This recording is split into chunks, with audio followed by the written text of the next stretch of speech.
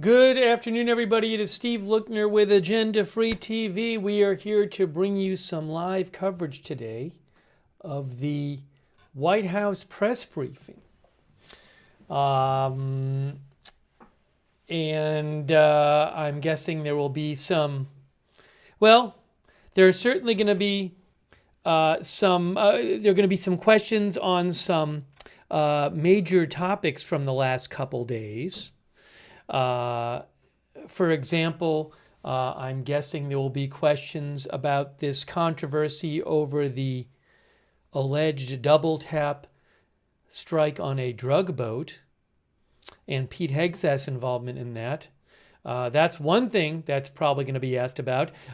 Maybe, perhaps, questions about possible military action in Venezuela coming up. Maybe questions about President Trump's pardon of the former president of, I believe it was it the former president of Honduras, who was convicted in the U.S.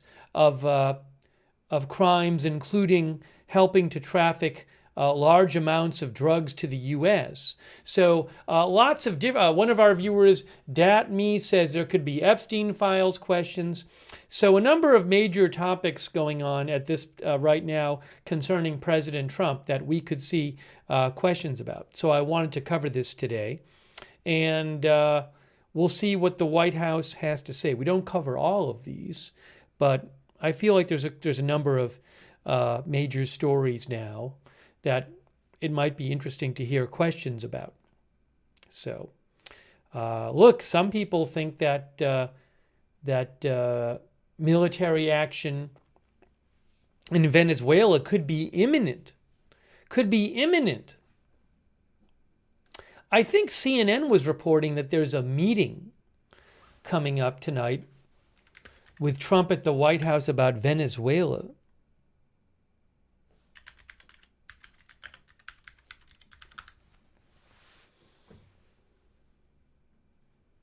Yeah, CNN, Natasha Bertrand of CNN reported that President Trump's going to have a meeting this evening about next steps on Venezuela. And among the people at that meeting will be Secretary of Defense Hegseth, Secretary of State Rubio, Joint Chiefs Chairman Kane,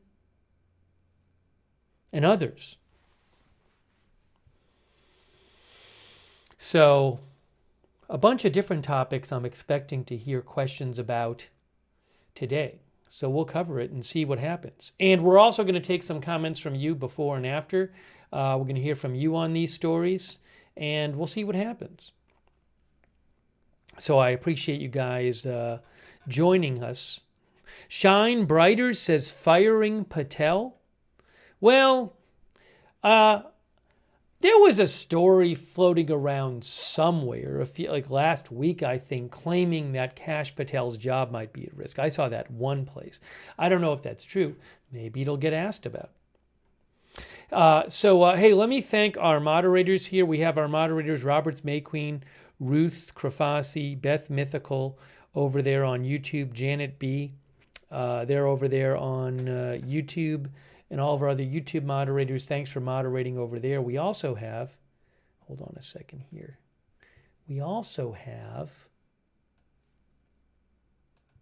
our Twitch moderators, Cerrero and Tariag are there right now, thank you. We have our Facebook moderators,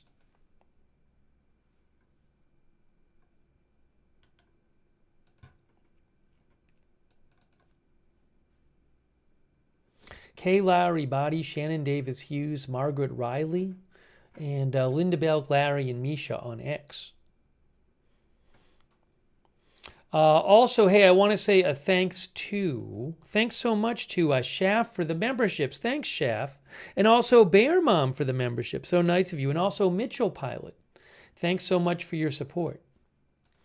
So let's talk about some of the stories we're expecting to hear asked about in the press briefing. Oh, look at this, Reuters.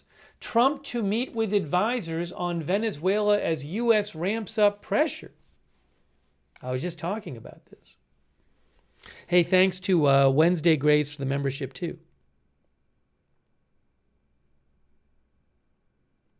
Michael, I'll mention the Honduras election. We'll talk about, there's an election that happened yesterday in Honduras for president. And right now there's about 55% of the votes are counted, and it's very close between two candidates. So maybe we can talk about that in a few minutes. Thanks also so much to Ruth, our moderator. Thank you, Ruth. I really appreciate that. Let's see here. Our viewer, the one and only, thinks we're going to war soon with Venezuela. So you can see here, Reuters is reporting, President Trump plans to meet today with top advisors to discuss Venezuela, among other topics, two sources familiar with the matter said.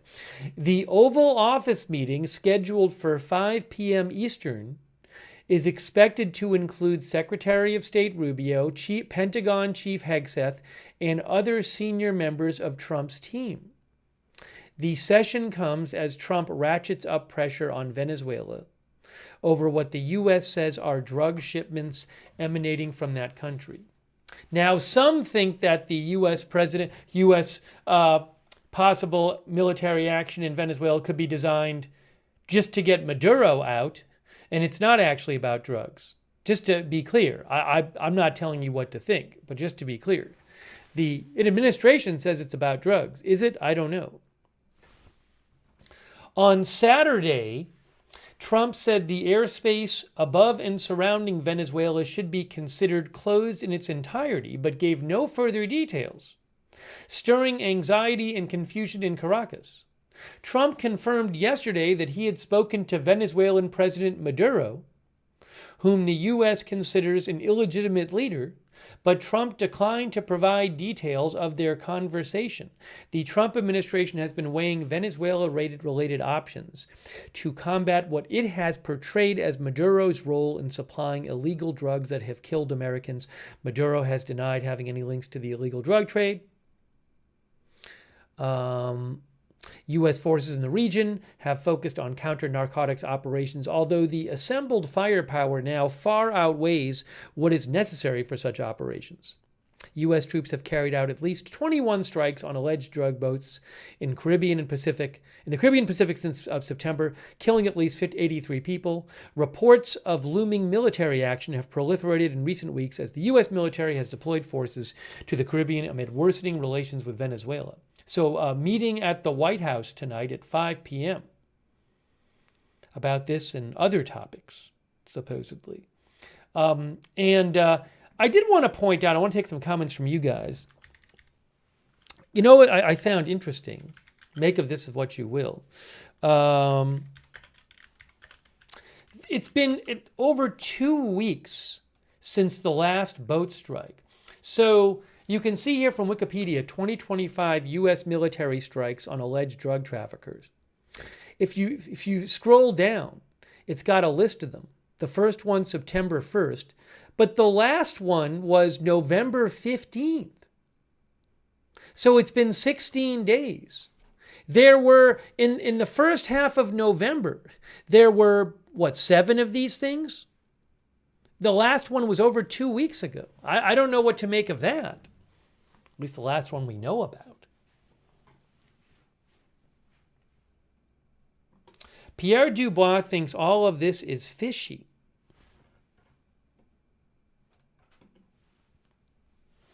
Ma Florida says Rubio must be under incredible pressure. He always looks unhappy. Manchester is red forever says he is pardoning a known drug trafficker. Yeah, that's something that could be asked about as well today. President Trump several days ago announced he was going to pardon the former president of Honduras. There's also an election coming up. We're going to be doing election coverage tomorrow. I got to talk about that. But President Trump actually posted about that. But regarding the pardon, just in case you hadn't heard that story, President Trump 3 days ago said he's going to be granting a full and complete pardon to former President Juan Orlando Hernandez of Honduras, who has been, according to many people that I greatly respect, treated very harshly and unfairly.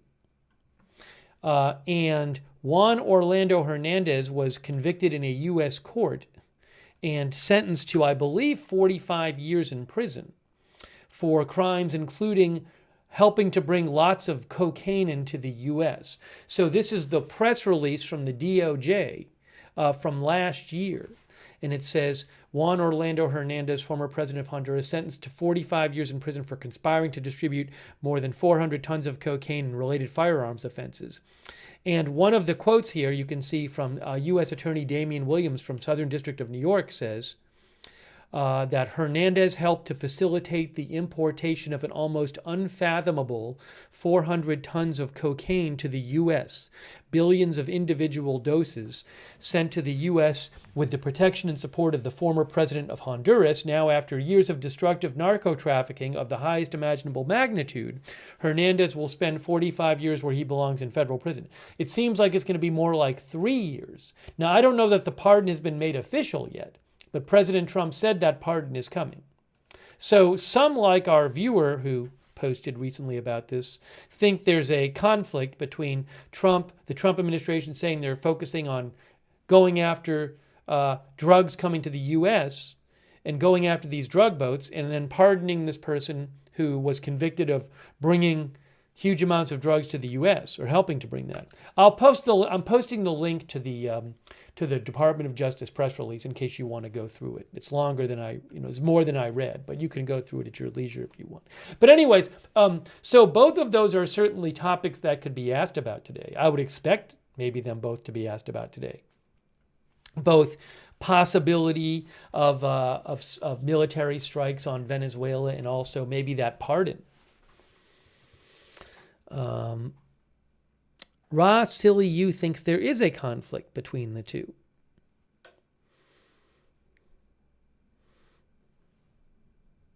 Let's see here. LCS Fox thinks the Venezuela stuff is about oil and land grabbing.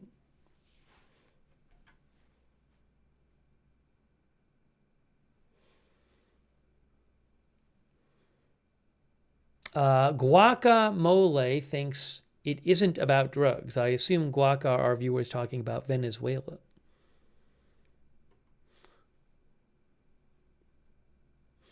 Navy Texan thinks the Trump administration is very transparent. Under other presidents, these type of military actions were not even told to the public.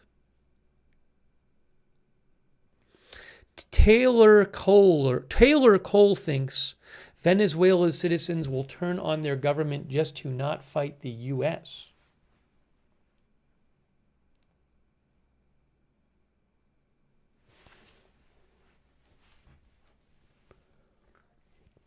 NY Prepper thinks it was never about the drugs, it was always about the oil under Venezuela.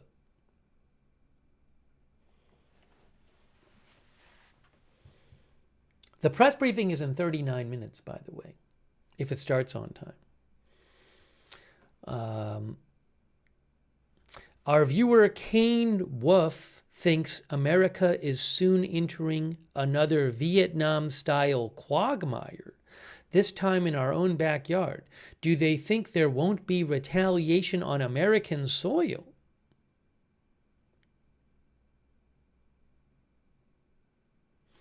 Tempesta says, will Trump soon operate in Venezuela, or will they be a paper tiger? By the way, we will be doing coverage tomorrow. So there is a special election for a House seat in Tennessee, and the election is tomorrow. And we're going to be covering that live here tomorrow night. President Trump posted about it today. It is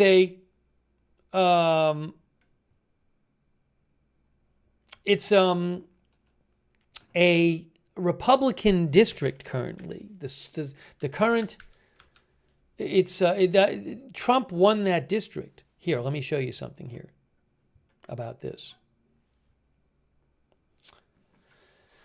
So it would be an upset if the Democrat won, but we'll have to see what happens. You can see here AP says what to expect in Tennessee's special congressional election.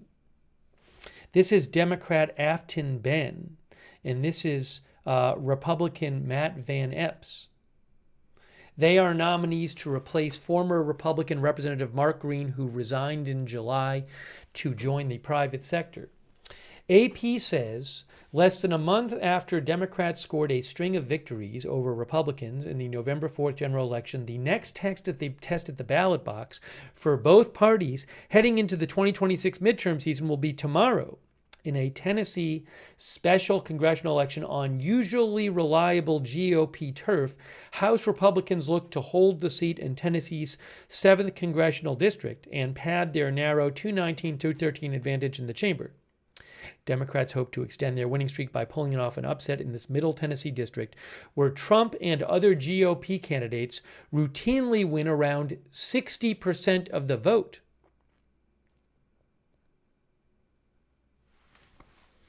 As the final high-profile head-to-head party matchup of the year, the race has attracted attention from national political figures. Trump phoned into a tele-rally for Van Epps on November 13th, just as early voting began. Trump posted about it today. I'm going to let you see that too. Kamala Harris appeared at a November 18th event in Nashville to encourage Democratic turnout in the special election. Spending has ballooned on this election, says AP. As of mid-November, Van Epps, going into the primary in October, Van Epps had spent more than $348,000 and had about $54,000 in the bank. Ben had spent more than $168,000 ahead of the primary and had about $20,000 in the bank. As of mid-November, Van Epps had raised an additional $590,000 compared with about $1 million additional for Ben.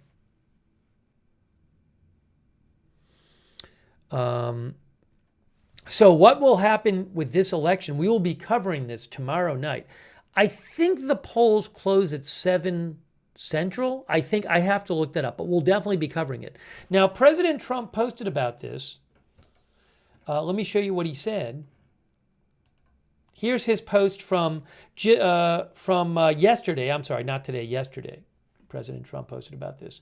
He said, I am asking all America First patriots in Tennessee's 7th Congressional District who haven't voted yet to please get out and vote on Election Day, Tuesday, December 2nd, for a phenomenal candidate, Matt Van Epps. Matt is fighting against a woman who hates Christianity, will take away your guns, wants open borders, transgender for everybody, men in women's sports, and openly disdains country music. That's what Trump claims. She said all of these things precisely and without question. It's on tape, Trump said. Do not take this race for granted. The radical left Democrats are spending a fortune to beat one of the best candidates we've ever had, Matt Van Epps. You can win this election for Matt. Get out and vote for Matt Van Epps, who has my complete and total endorsement. He will never let you down.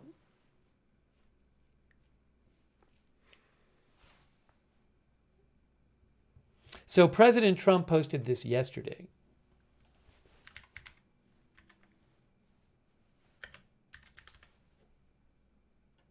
And we will be covering that tomorrow. There might be some questions about that today. Give me one moment here. I want to take some of your comments.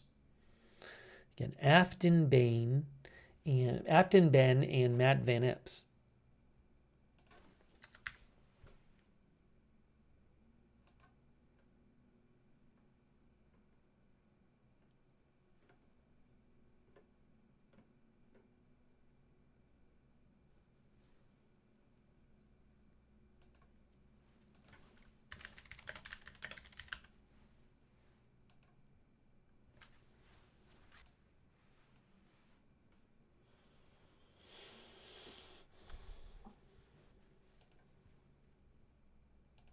Let me take some comments from you guys. So I hope you can join us tomorrow for our live coverage of the special election tomorrow night. We will be covering it. One of our viewers said, do we know what Trump will be signing in the Oval Office today? No, I don't. His schedule says that he is signing congressional bills.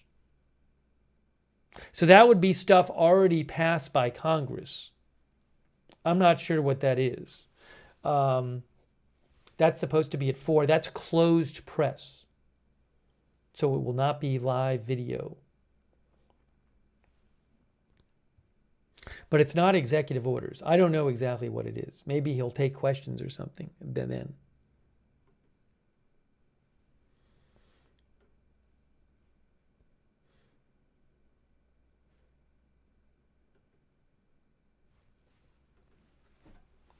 Yeah, one of our viewers said, where is it here? Hold on a second here. Joe Dirt said Trump won that district by 22 points and now he's scared. Just so you know about that district, I'm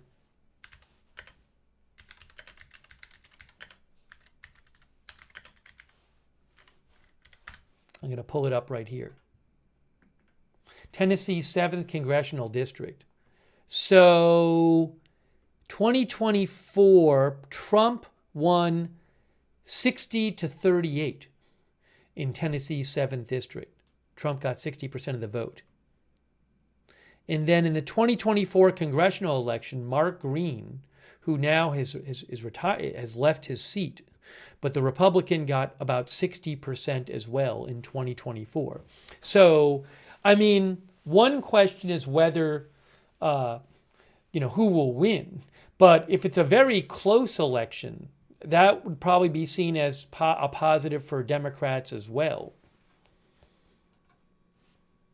Well, we'll be covering that.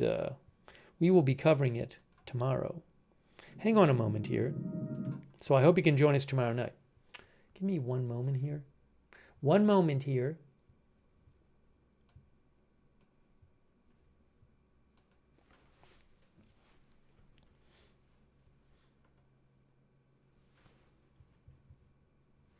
White House press briefing in 31 minutes. 31 minutes. We're going to have live coverage for you.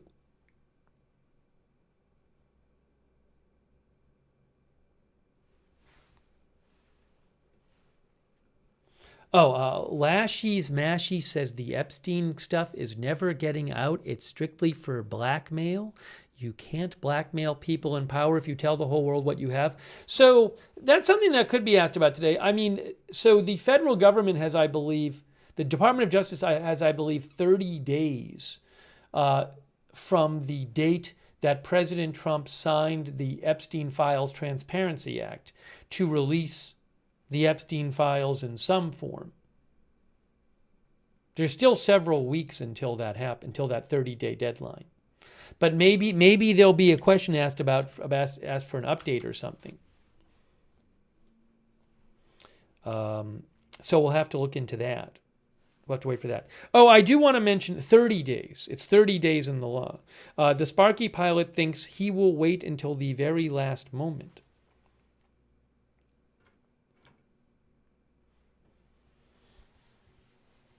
Thank you for being with here for our live coverage today. Something else that I'm sure will be asked about is the whole Pete Hegseth second strike controversy. So we'll talk about that for a moment.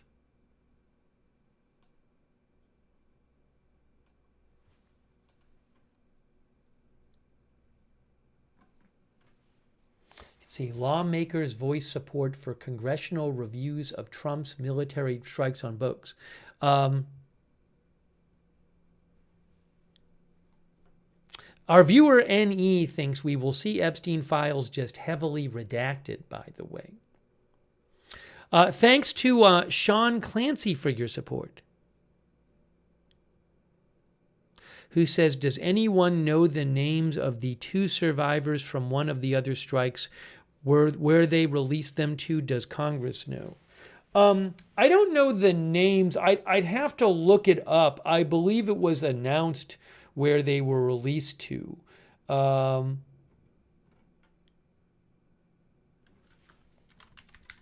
That was weeks ago.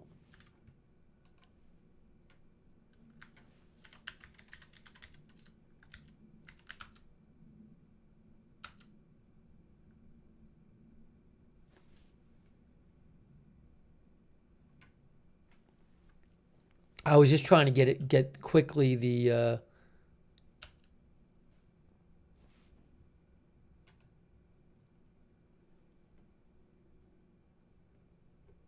I think it was like in middle of October there were survivors. I don't have it at hand right here. I mean, I believe maybe Trump even posted about it, or Hegseth posted about it back in October. But I don't have it handy, sorry.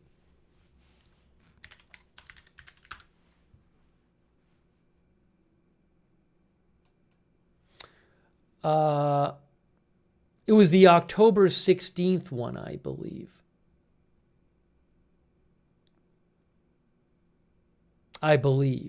Anyways, I'm sorry I don't have that handy. Thank you, Sean Clancy. I really appreciate it. I just tried to look it up and I couldn't find it right away.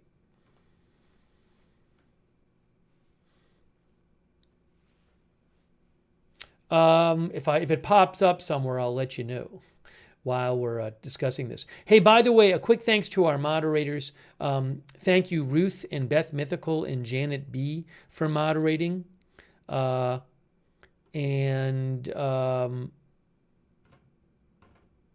all over there on YouTube. I really appreciate that. Thanks to our Twitch mods, Bastion Girl, Big Ball of Yarn, Serrero, I Got That Fire, Tariag. Thank you so much. Linda Belk, Larry, and Misha on X. Kayla Aribadi, Margaret Riley on Facebook. Thanks to Chuck Mosca for subscribing, and Sharon Class and Gosselin for subscribing.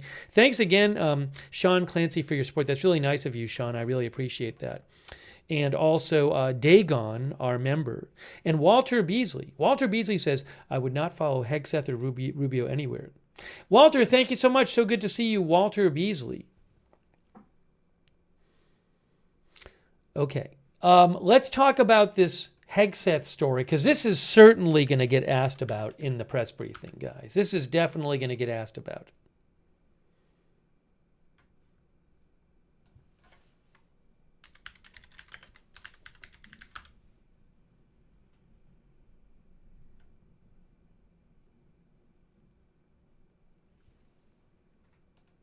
You can see here, AP says, lawmakers voice support for congressional reviews of Trump's military strikes on boats.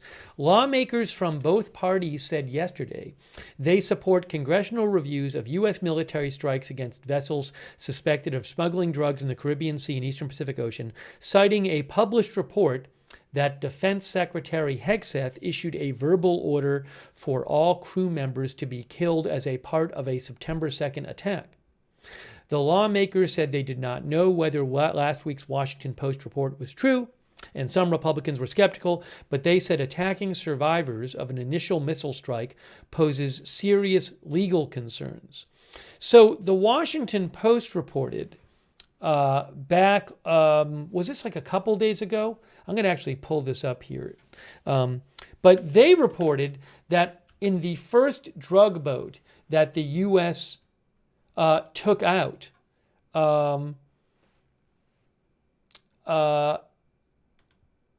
in the first strike on the boat, it did not kill everybody, and there were a couple of survivors in the water. And the Washington Post reported that Pete Hegseth, the Secretary of War / Secretary of Defense, had ordered that everybody on the boat be killed, and therefore a second strike was launched just to kill the two survivors in the water. And it blew them up in the water. And if that's true, some experts say that could be a war crime. So President Trump was actually asked about this yesterday. I can show you this. Trump says Hegseth denied issuing order to kill boat crew.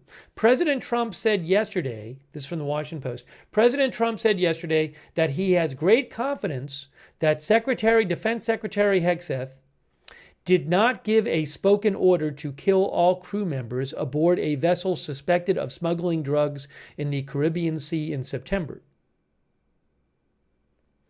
Trump said Hegseth told him, "I did not say that. He did not say that, and I believe him 100%.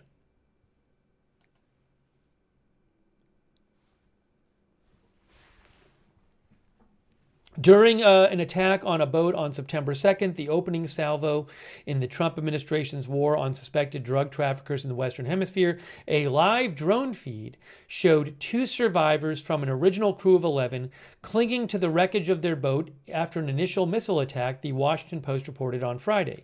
To comply with a spoken order from Hegseth to kill everyone, the Special Operations Commander overseeing the mission ordered a second strike that killed the 2 survivors, according to 2 people with direct knowledge of the operation.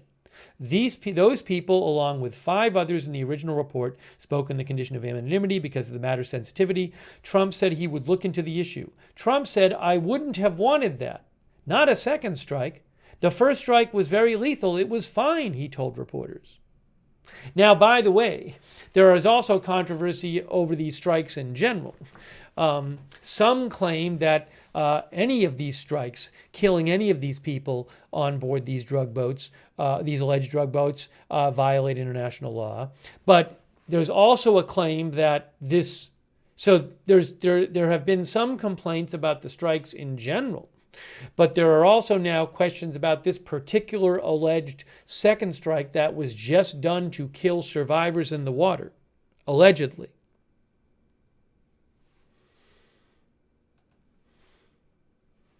So that is certainly going to be asked about today. The news report about the alleged second strike has spurred lawmakers on both sides of the aisle in Congress to demand reviews of the September strikes.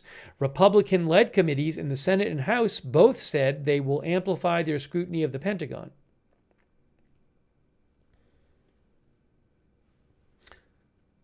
Representative Michael R. Turner, who's a Republican, told Face the Nation, "Obviously, if that occurred, that would be very serious, and I agree that would be an illegal act." He said the White House has not provided Congress information that supports the Post's report.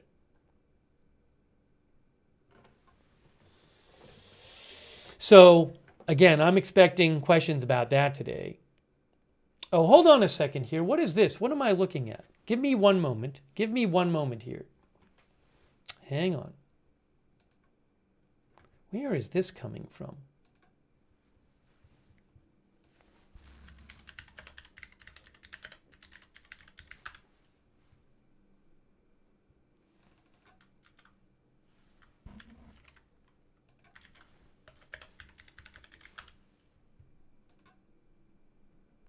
Oh, the West Virginia governor is live right now talking about the... Hold on. Let me get this on the screen for you. West Virginia governor is right now talking about the National Guard attack. Hold on. I also want to express my support for some of the new vetting proposals that are being talked about. I think when you have millions of people that come in, undocumented aliens, or there are loopholes, as what had presumably happened in this particular situation, that has to be cleaned up. And I applaud President Trump for his efforts, what he's doing to look at all of that in order to get to the right place. So we know that there's going to be a lot that'll be coming up in the days and weeks ahead. I wanted to come before you so I can answer questions you have. I would ask that there are going to be some areas that you asked that we're not going to get out ahead of the medical personnel. I'm not going to get out ahead of the families, and we're not going to get ahead of the criminal investigation. So with that as the caveat, I'd first like to turn it over to General Seward, who has been leading admirably, and he'll say a few words, and then we will take questions. Thank you, Governor. Good afternoon. I want to tell the members of the West Virginia National Guard that our family has joined together across this state and in D.C. Our family members in the Guard that are in the Middle East, that are in Europe, that are on the southwest border. I've heard from all of those regions, and we're praying together. We are a family, 6,000 plus strong, and so when we lose one of our family members, I can tell you that every guardsman I've talked to is grieving. And that grieving process in the early stages includes Hey, guys, denial and anger and bargaining. Hey. And I've heard from all of our members of how they're What I'm going to do is, I believe this started a couple minutes ago, and I want to play you. I believe the governor had an update about the condition of the surviving National Guard member. So let me just play this real quick. This was moments ago. We're going to get to the briefing momentarily, but I want to see what the governor had to say about the surviving National Guard member. This was moments ago, so I rewound a couple minutes. Let me just play this and see what he had to say. Hold on. Good afternoon. I want to thank folks for coming here today to have an opportunity we're hearing, and I'm going to start out by saying that my heart goes out to the family of the two individuals who were despicably gunned down in Washington, D.C. And since we originally received word of the shooting, we worked very hard to try to coordinate with the Guard, the federal government, the families, and everyone to ensure that the state's response is appropriate. I want to update people. First, there'll be a lot of questions about the condition. I want to say I'm not the doctor. I'm not going to try to pretend to be so. What I will say is that Andrew remains in serious condition. We did have some positive news that we were told that Andrew was asked if he could hear the nurse who asked the question to give a thumbs up, and he did respond. And we were told that he also wiggled his toes. So we take that as a positive sign. I'm not here to speculate, but I will say one thing, that Melody, the mom, has been so positive a force, and she's been asking people across the country to pray for her son, and those prayers are working. So I want to continue. That's her only request to me is, would you please get the word out that my son Andrew needs prayer? And that's all I'm going to do, talk about that. These are wonderful people, and the family's going through a very difficult situation right now as Andrew fights to survive. There are many vigils that are going on around West Virginia right now. I had a chance to attend one in Martinsburg in honor of Andrew, and go down to Webster County on Saturday night. It was a really... So that was a good, a positive update in the sense of the governor said that Andrew Wolf, the surviving National Guard member, was asked to give a thumbs up, and he responded saying, "Could you hear?" And I don't know if he gave a thumbs up, but he did respond, and he also wiggled his toes. So, hopefully he can continue recovering. And so we're waiting for this press briefing to begin, but I want to catch up here because the governor was going to take some questions live. So let me go to the live right now. This is now live, and see what he's saying here. 17, the force that remains, Right. 170 Yeah. we're talking about, are there as volunteers part of the original force that you authorized back in August Right. to be there at the request of President Trump, and these are strictly volunteers. But walk us through that decision, because at least according to the November 8th press release from the West Virginia National Guard, you are the one that authorized That's correct. the volunteer force to remain there. Right. So who asked us to keep a volunteer force there? How did that decision come about to keep this contingent there through the end of the year? Absolutely. So we know that we entered the district back in August, and after that happened, there were questions about how many people would be in the district, contributions from West Virginia and from other different states. So there's usually a rotation that occurs in terms of when guardsmen stay, and that as there are questions about how long we would stay, I made the decision to have the word come down that we would ask the people if they wanted to volunteer and there was never any pressure. This was done that if people wanted to stay and fulfill the mission, they could. I was pleased to report that between about 160 and 170 people had asked to do that. And so that's why I emphasize that these are people that knew the mission. They agreed with the mission. I think the mission has been largely successful, and they wanted to serve their state and they wanted to serve their country. So I had extensive conversations with the National Guard, and I wanted to make this voluntary because anytime someone is doing that, there's a lot of sacrifice that's involved, and people give up time with their families. They take leave from work. They leave their communities, especially during the holiday season. But these are people that wanted to be there, and they wanted to continue the mission. Brad? Brad McElhenney, West Virginia Metro News. Can you drill down with a little more detail? Who puts out the call to volunteer? And then how do people respond? Is it raise your hand, go to someone and say, I would like to fill out some forms? Technically, what is the process? I can speak. Yeah, General, do you want to speak to that? Sir, we put out the call with our joint office. I have a joint operations team. Let's give a for instance.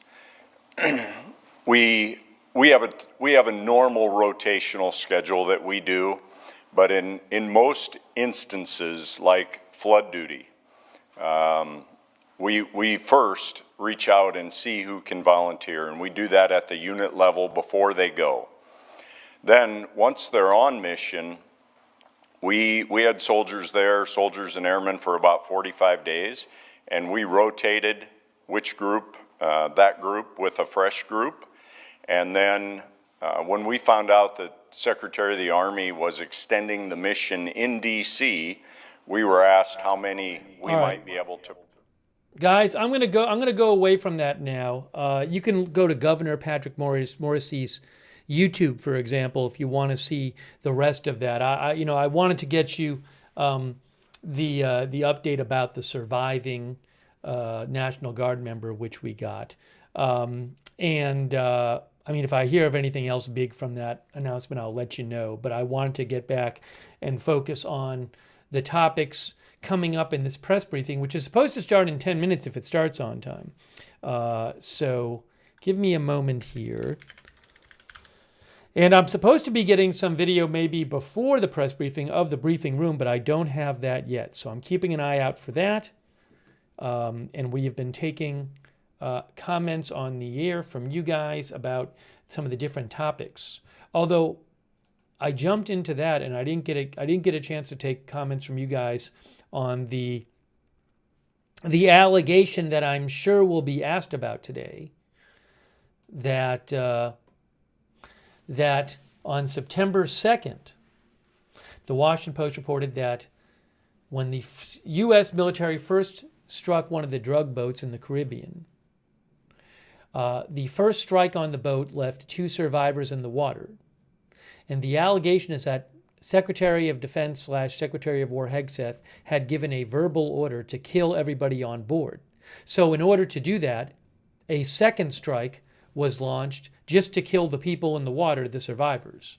And there are questions about whether that might have, if that's true, and if it's true, would that have been a violation of the laws of war, a war crime.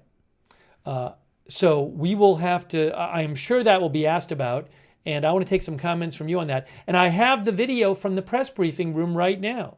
So let me put that on the screen for you. The video from the press briefing room, I have it right here. And I want to take some comments, but let me get the video up for you on the screen. I'm going to put it up there right now. There it is. Hold on, you'll see, there's the live video. Live from the White House is their sound.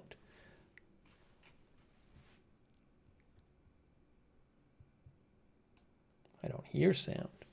Maybe the mic is off.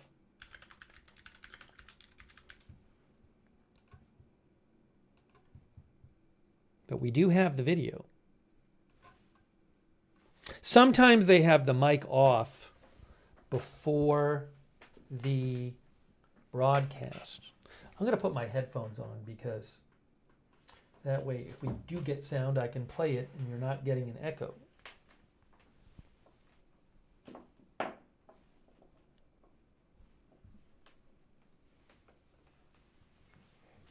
One of the viewers said, "Love the winter attire in the press room." One of the reporters is wearing a hat.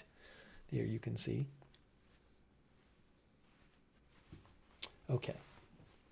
So again, our viewer, Harid Devd, says, "Can't wait for the briefing." Purple Yellow thinks it's a war crime. You can't just attack a fishing submarine anytime you want. Well, there's the questions about whether the attacks on the boats in general might violate international law, but also whether specifically a second strike on survivors in the water might itself be a violation. Yes, as one of our viewers says, Ambition, we don't cover all the briefings, but there are a number of big stories right now involving the Trump administration, like this second strike allegation, like whether the U.S. might soon conduct military action in Venezuela, that I'm sure will be asked about. So I wanted to cover this today because these kind of topics I'm sure will be addressed in the briefing.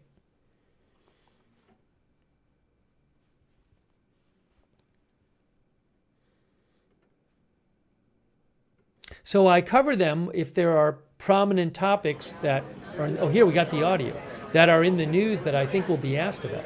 We got audio.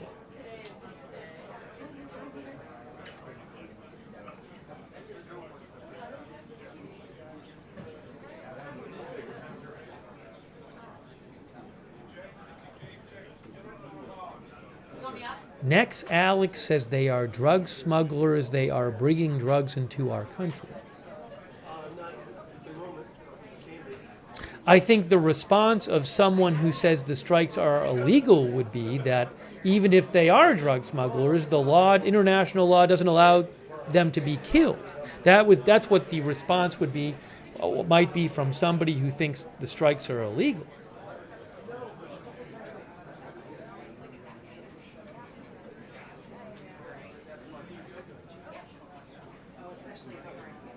But we'll see if that's, I mean, I'm sure that's going to be asked about today. I'm positive.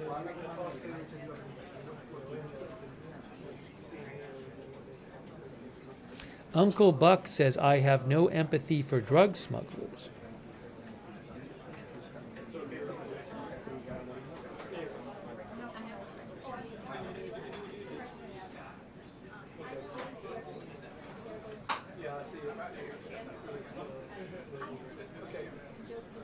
The Sheldo thinks all presidents in the last 50 years have done it. Thank you, Soka Deb, for being a member. Oh, hang on one moment here. Give me one moment. Thanks for your patience. Give me one moment.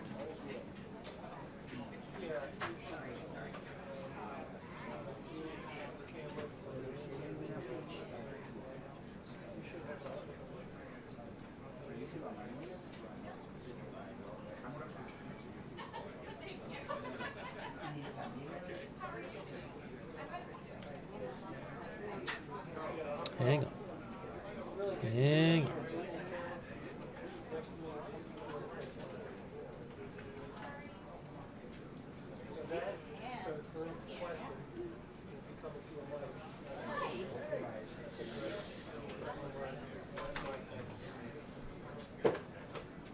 And then after the press briefing, we will take your comments about the press briefing. Again, President Trump reportedly, multiple outlets report that President Trump will be holding a meeting, at least in part about Venezuela, tonight at the Oval Office starting at 5 Eastern Time. Secretary Hegseth and Secretary Rubio and the Joint Chiefs of Staff Chairman Kane are supposed to be there.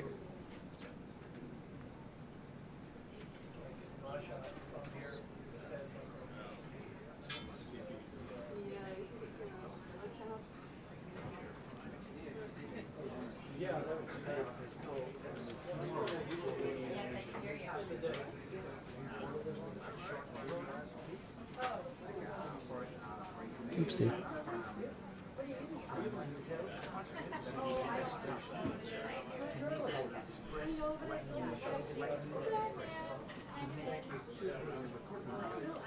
Thank you, Eric Anderson, who says international law ends up being meaningless because there is no such thing as international police. Thank you, Eric. I appreciate it. One of our other viewers had said, who enforces international law? Well, again, so it's a fair question, but if a country breaks international law, I mean, you could always have, like, the UN take some action or try to based on international law, although I don't see that happening in a case like this. But, you know, one other thing about international law is a country might want to stick, you might say, well, if there's no international police force actively enforcing international law, why would a country want to respect international law? Well, first of all, I mean, other countries could do actions like sanctions and stuff on their own. But second of all, if you're a country, you might want to follow international law because you want other countries to follow international law. Maybe you think, you know, the international laws of war could serve to protect your country's troops. If you don't treat people from other countries a certain way, then that might encourage other countries to not treat your citizens a certain way. So part of, I think, an argument to follow international law, aside from you might just want to follow it anyway, but part of the argument would be that your country benefits by everybody following international law, but you can't expect other countries to follow it if you don't follow it. So that would be an argument that there's some sort of self-enforcement going on. But yes, I mean, there's no all-powerful international police force that constantly enforces international law. Trapper John 8508 says reciprocity.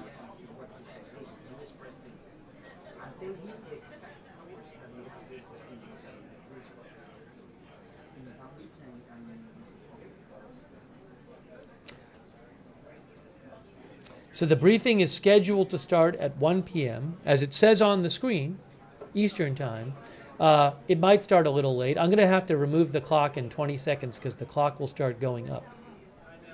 I'm going to have it say any moment.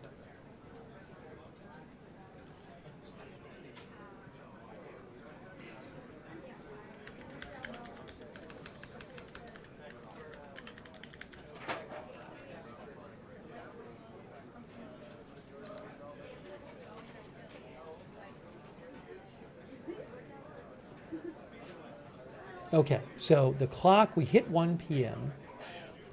So let's get rid of the clock. And we're waiting for it to start. I believe that is Jackie Heinrich from Fox News, if I have that right.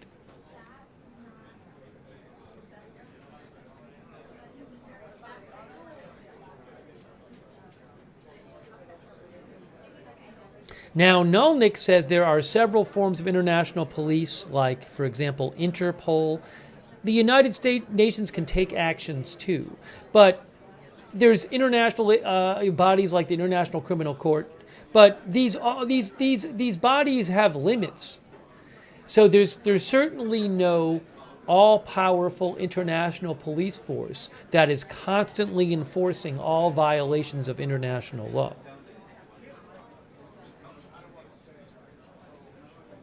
Renee Simone says, why is Trump pardoning a huge convicted drug trafficker?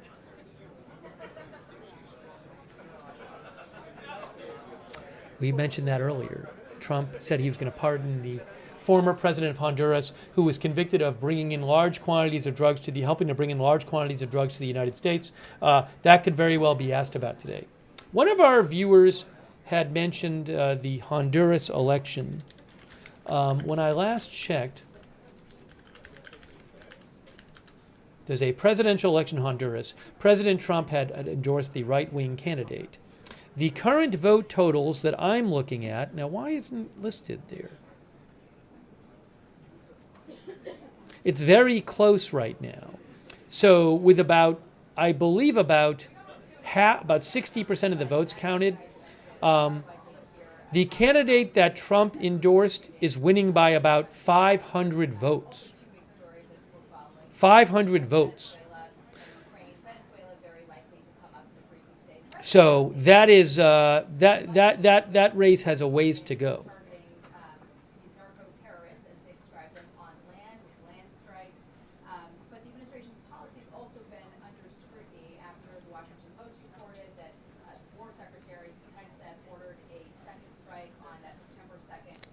Bob Sacamino says you can Google the Hague Invasion Act and you will see that no American will be arrested. That's what Bob says. Thanks, Bob, for your support. I really appreciate it. No, the 500 vote margin currently in Honduras is not a large margin because I believe there's roughly 1.5 million votes still to be counted. That is not the Tennessee. Somebody was talking about that as if it's Tennessee. No, we're talking about the Honduras election. The Tennessee votes have not been counted in the Tennessee special election for a House seat. We will be covering that tomorrow night. Rowanus, our viewer, thinks there is no due process in international waters. Sorry.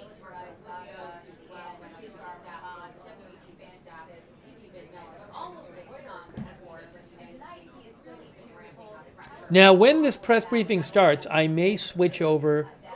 It depends. Sometimes I switch over to the White House feed because the White House feed sometimes will show the questioners, whereas the other feed won't. So I may, right when it starts, I might take a second and switch the camera angle.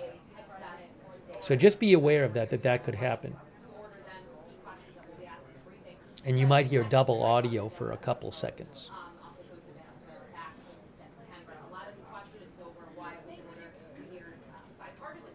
Oh, one of our viewers had mentioned crypto, too.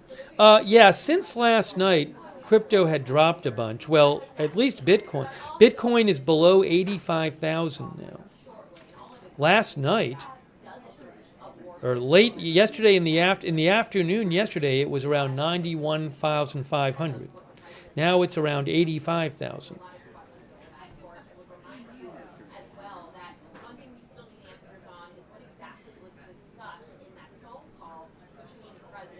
Stocks are, U.S. stocks slightly down right now. Dow Jones down 0.4% roughly. NASDAQ roughly 0.1%. Russell 2000 about 0.5%.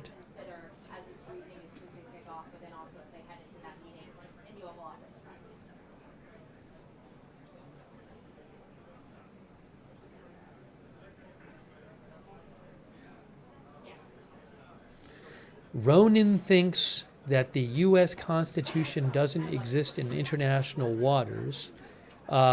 Real Caged says USA is a culture of death.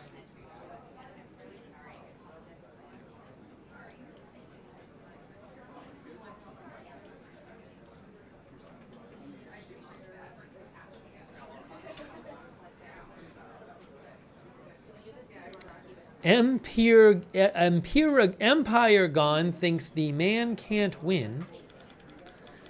If he doesn't take action, they say taco. If he does, they say dictator.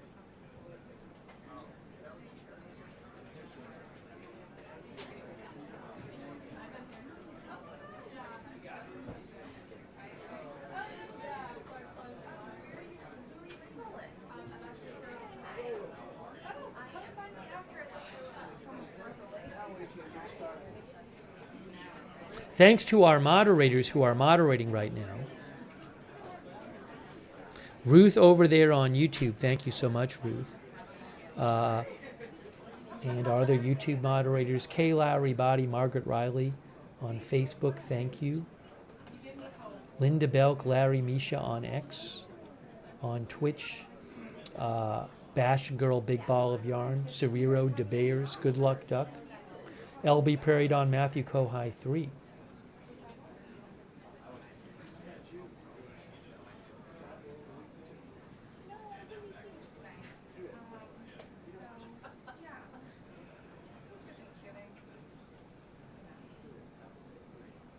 Any moment now. Oh, also, you know what Fox News points out? This is the first White House press briefing since the National Guard troops were shot. So that could be asked about as well.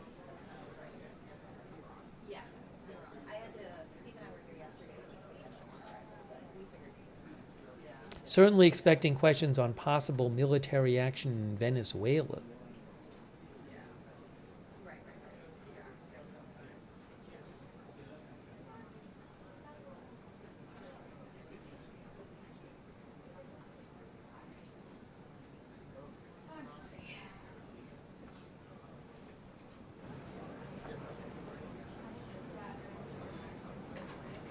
Ooh, the White House feed is live. Oh, that's good to know. Let me just check this out. There. All right, I have the White House feed too. I have both feeds. But the White House social media is live.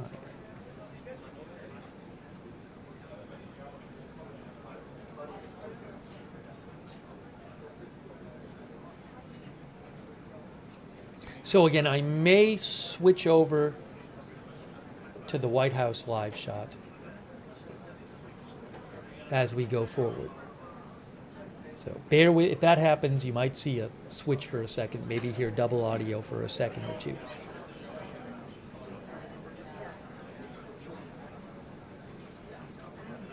But it should be soon because the White House is now live on their channel as well. Thank you, I am Charlie, for your support.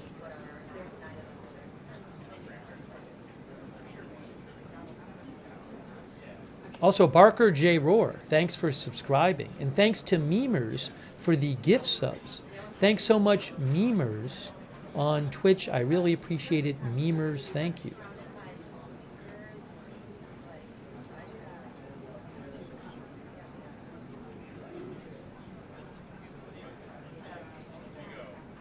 Oh, and thanks Walter Beasley, who says, asked about the mother of her nephew. Oh, so another story that Walter mentioned, it was reported last week that a woman who has a child with Karoline Leavitt's brother was arrested by ICE. So that could be asked about. That definitely could be asked about. Bob GV thinks there will be strikes today. I guess in Venezuela? That's what Bob thinks.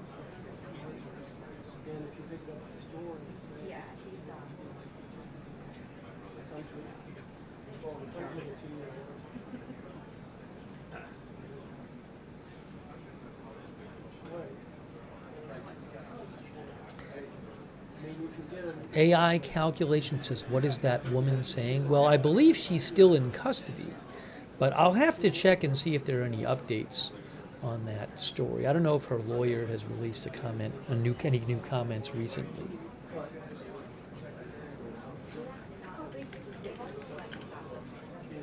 That story came out, I think, last week. Uh-oh, I think something's happening right now. I see a drink. A drink was placed onto the podium. Breaking news, a drink was placed on the podium.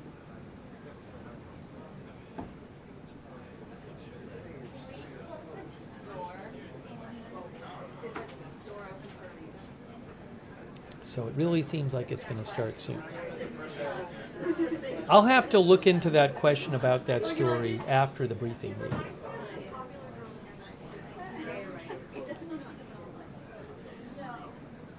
don't think I have time right now to do it.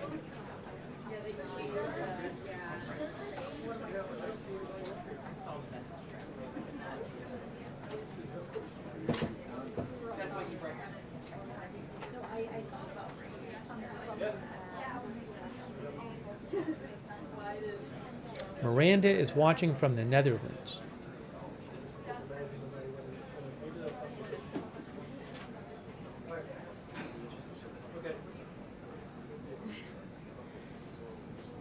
Incredible.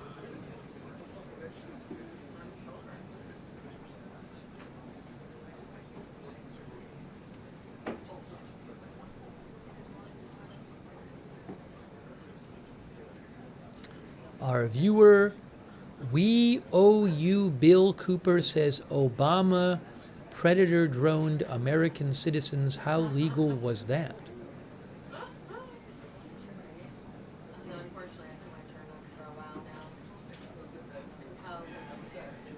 Iggy thinks the Venezuelan thing is just a warm-up for the real DEA Mexican cartels. Or the real deal, maybe he meant to say.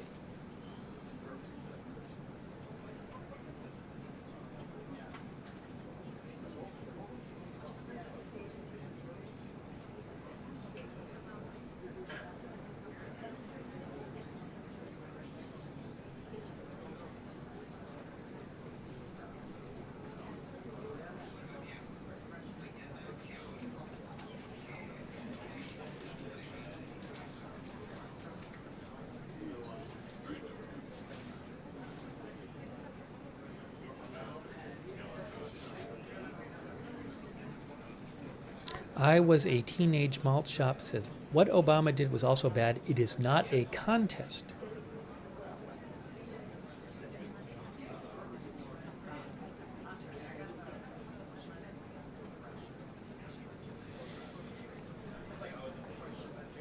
C. Dasa thinks Hegseth is a war criminal.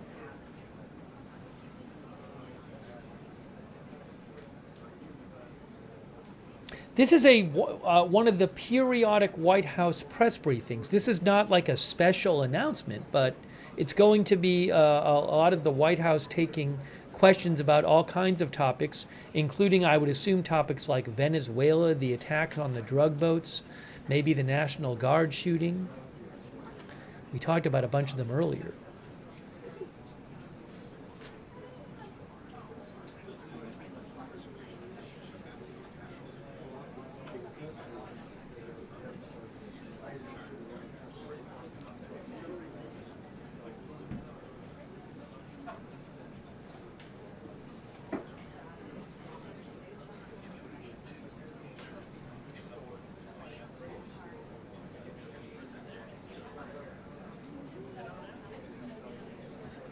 There was also a ruling today, if I can say it real quick. Do I have time to say this? I don't know.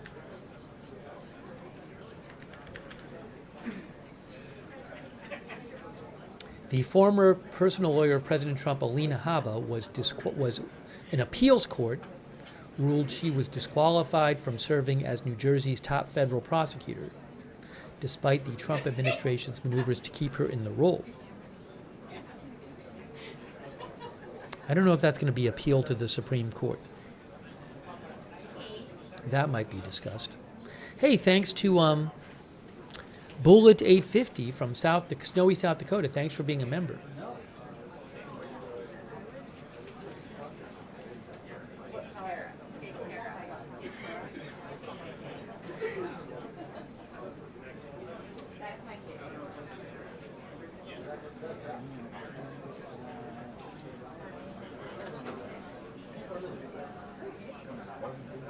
A reminder, we will be covering tomorrow night the special election to fill a House seat in the 7th District of Tennessee. So hope you can join us tomorrow night. What's happening?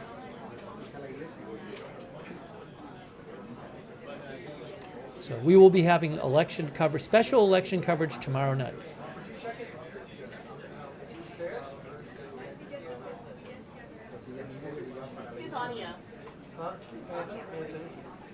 Is there a lock here?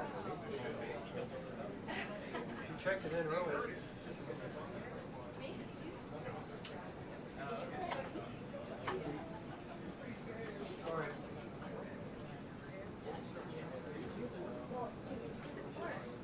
There was a drink put on the podium about 10 minutes ago.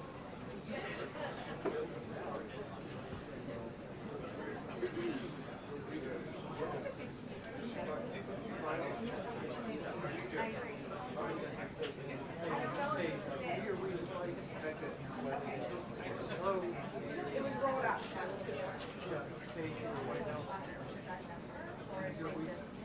Here we just might.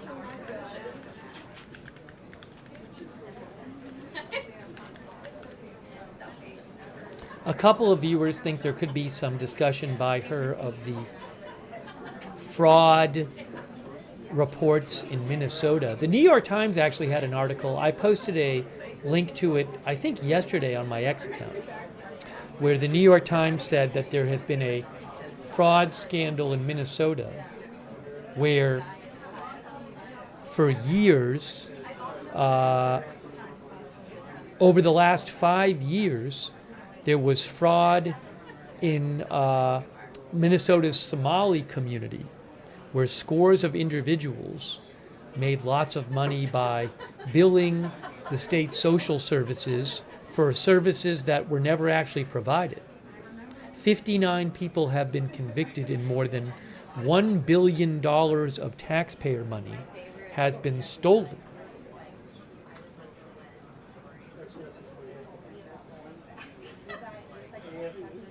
The Times says that there is a lot of anger in Minnesota, and Governor Walz and other Democrats are being asked to explain how so much money was allowed to be stolen. Anyways, that could be asked about too.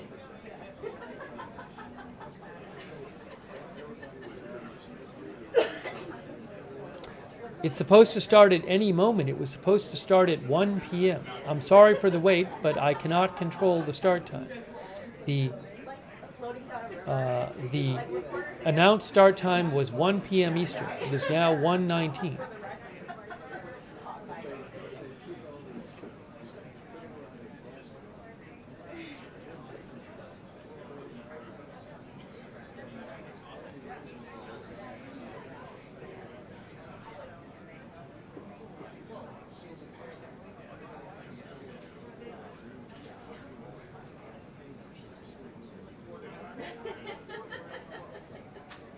Maybe we'll get a 2-minute warning.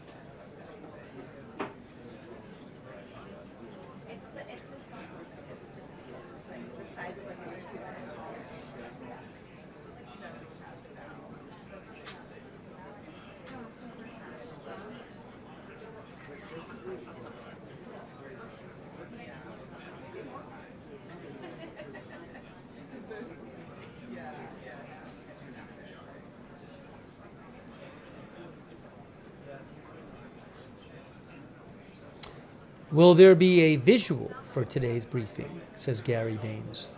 There are 2 TVs. Sometimes things are displayed on the TVs. I don't think that happens all the time. So I don't know about today.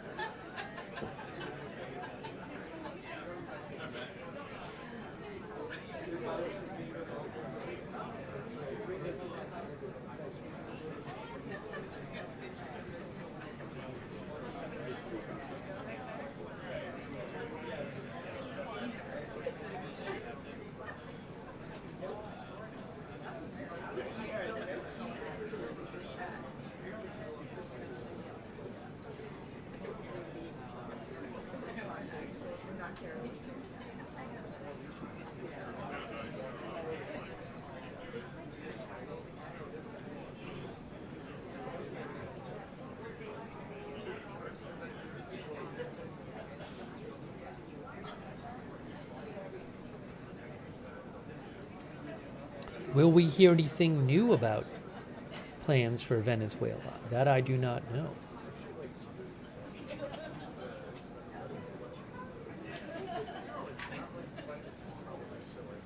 Our viewer, Halava, thinks she is getting updates from President Trump.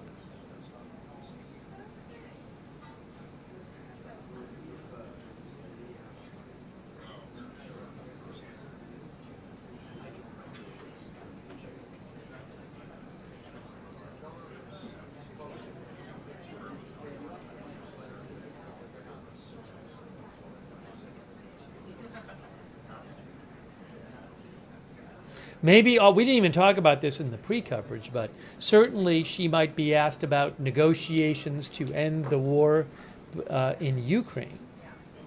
So that certainly could be discussed. Hey, thanks to Glue Taster for your support. Also, Gooch, I'll say Gooch B. Gooch B. 3466. Thank you for your support. Also, Dupper Bob, thanks for the memberships. Thanks, Dupper Bob.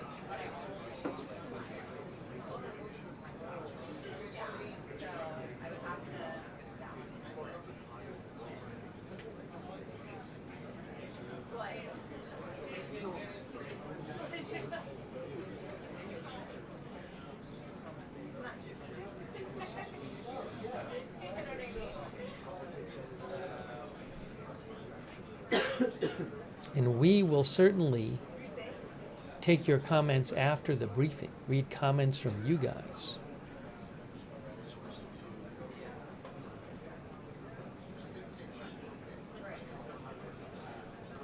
We'll probably come on tomorrow night for our special election coverage around maybe 6 or 7 p.m.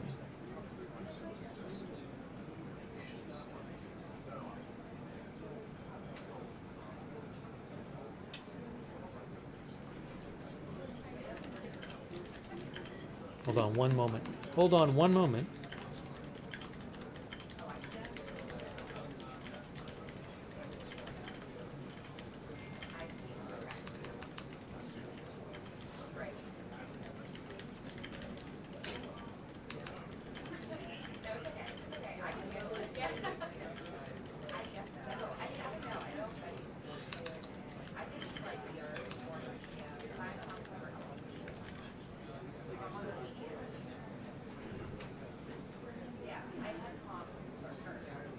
Oh, everybody said 6-7. Everybody's saying 6-7 in the chat. I didn't mean to do that. I should have not said it. I should have not said it. I should have said 18 out of 24 hours or 19 out of 24 hours.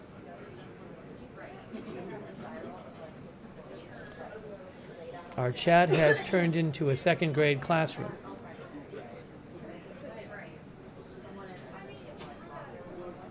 JB says, who knows we had so many children in our chat?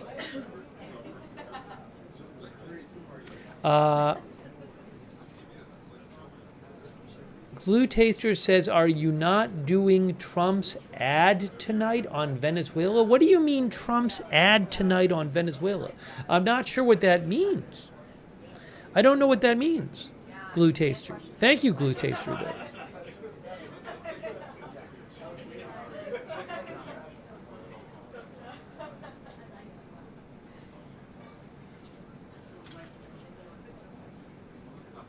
Matt Kinney says, as a U.S. Coast Guard vet, I am disgusted by these actions at sea. Thank you, Matt, for your service, by the way.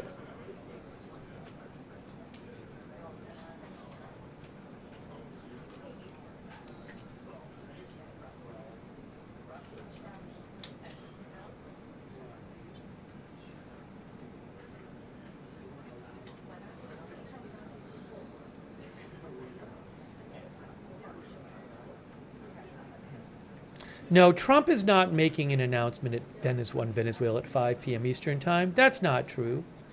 Trump, reports say he's having a meeting about Venezuela at 5 p.m.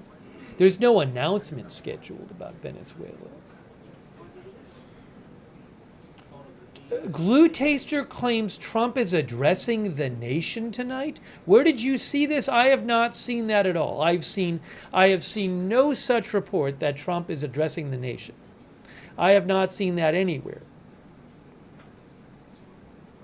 I don't know where your source is, Glue Taster, but I have not seen that anywhere. Thank you, Glue Taster, by the way. But again, I have not seen that anywhere. Thank you, Nick Sturgis, for your support.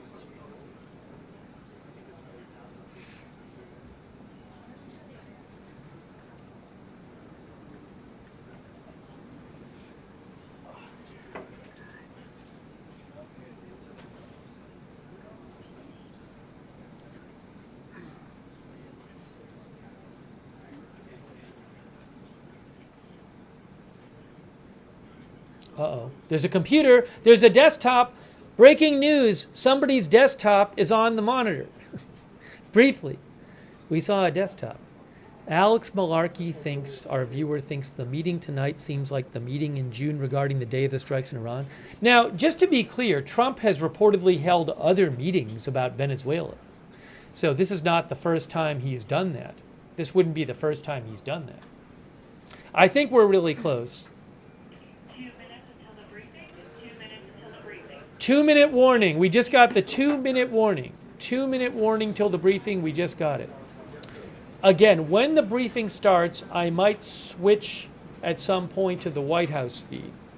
I might switch the feed. So if you see the camera angle switch and you hear double audio for a second or two, it's just me doing that to get you guys the best audio and video. So if that happens, I apologize, but I might switch once she starts taking questions because sometimes the White House camera has the reverse angle of the questioners. Again, 2-minute warning was just given. We'll see what happens. Thank you, Space Fraggle, for your support. Space Fraggle says, will America be responsible for rebuilding after the Venezuela conflict? Thanks, Space Fraggle.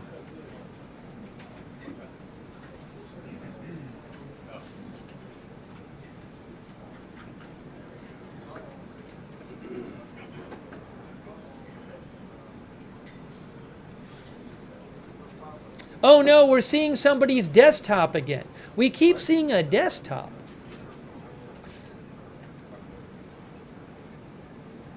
That normally doesn't happen. There it is again. There's the desktop again.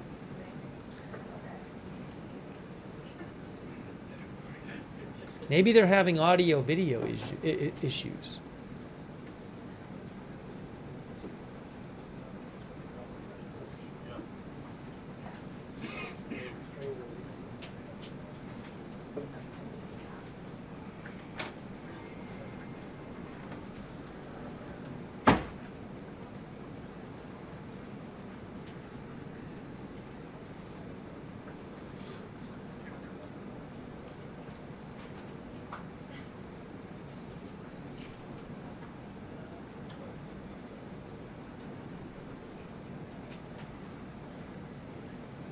It really is any moment, because they said about 2 minutes ago it's the 2-minute warning.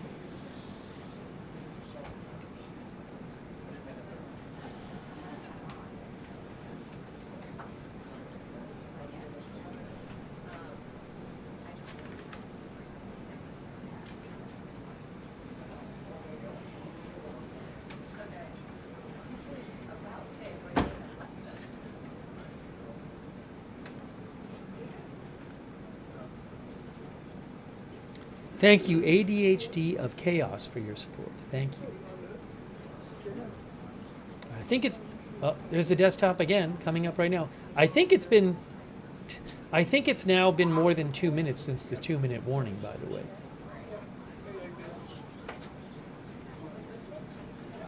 Here, I think something's happening. I see something going on with a monitor. She's adjusting the monitor. She's turning the monitor. She just turned the monitor.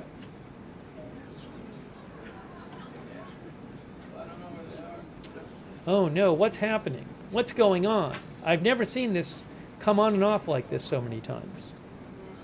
This seems non-ideal.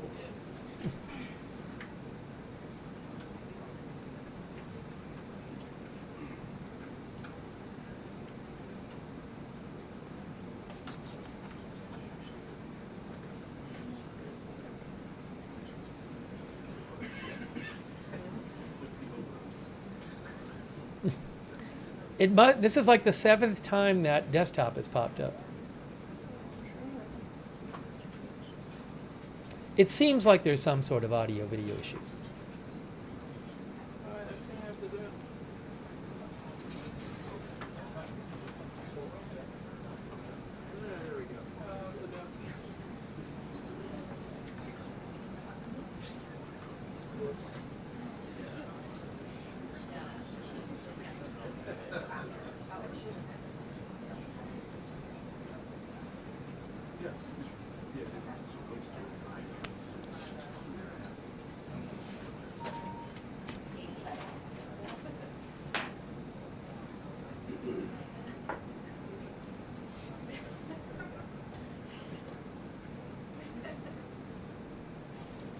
It has definitely been longer than 2 minutes since the 2-minute warning.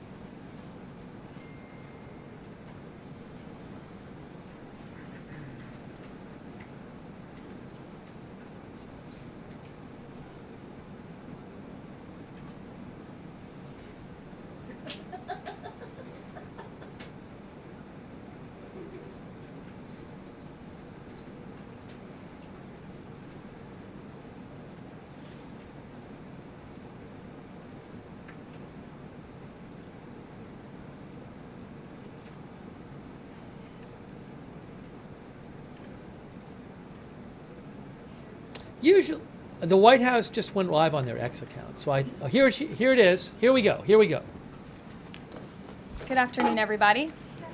I apologize for my tardiness. We had some technical difficulties, as you could see, but I think we are ready to rock. So let's get to it. I'll begin this week with some scheduling announcements for President Trump's very busy week ahead. Tomorrow, President Trump will host his 9th cabinet meeting of the year alongside his incredible cabinet, who continue to deliver for the American people at a record pace. Later in the afternoon tomorrow, the president will make an announcement in the Oval Office on his initiative to create Trump accounts to give the next generation of Americans a jump start on savings. It will be a very exciting announcement indeed, especially for all of the parents across the country with young children and babies. On Thursday, President Trump will host the presidents of the Republic of Rwanda and the Democratic Republic of Congo to sign the historic peace and economic agreement that he brokered. On Thursday night, the President and the First Lady will celebrate one of America's greatest traditions, the lighting of the national Christmas tree on the Ellipse. And on Friday, President Trump will attend the FIFA World Cup final draw at the Kennedy Center. You all will be seeing and hearing from the President every day this week, so you have me today, and then he will take on the rest of the week himself. Next, I would like to address the horrific tragedy that took place in our nation's capital last week. A foreign terrorist that the Biden administration failed to properly vet ambushed 2 members of the West Virginia National Guard who were honorably serving here to keep the residents and visitors of Washington, D.C. safe.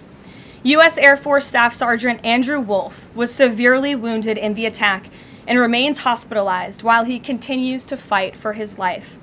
Tragically, U.S. Army Specialist Sarah Beckstrom died of her wounds. She was just 20 years old. President Trump and the entire White House are praying for Andrew's full recovery at the request of his parents and their personal phone call with the president over the weekend. And we are keeping Sarah's family and friends in our prayers during this unimaginably difficult time. Sarah and Andrew represent the very best of America. 2 young patriots who were willing to put on the uniform and risk their lives in defense of their fellow Americans. Both of them truly embody the profound words spoken by Jesus Christ in the gospel. Greater love has no one than this, to lay down one's life for one's friends. Sarah and Andrew are heroes, and we will never forget their sacrifice. That means ensuring the monster responsible for this atrocity is prosecuted to the fullest extent of the law and faces the most severe punishment possible. It also means reckoning with why this atrocity was allowed to happen in the first place, so that it may never occur again. Here are the facts. The terrorist who gunned down American soldiers blocks away from the White House and in ambush was an Afghan national who was flown into our country by Joe Biden's administration in September 2021 in the chaotic wake of their botched withdrawal from Afghanistan, one of the most embarrassing moments in the history of our great country. Joe Biden's historic failure in Afghanistan continues to haunt this country and our men and women in uniform. Not only did this surrender lead to a suicide bombing that killed 13 American heroes in Kabul, but now National Guard troops were shot on U.S. soil by the same kind of enemy. We continue to live with the deadly consequences of Joe Biden's horrific leadership. Nearly 100,000 Afghans were recklessly released into the United States with little to no vetting. There was no regard for the disorder and violence that this would unleash on American communities and American culture. Reportedly, thousands of these strangers and unknown individuals were flagged to the Biden administration for national security, public safety, and fraud concerns.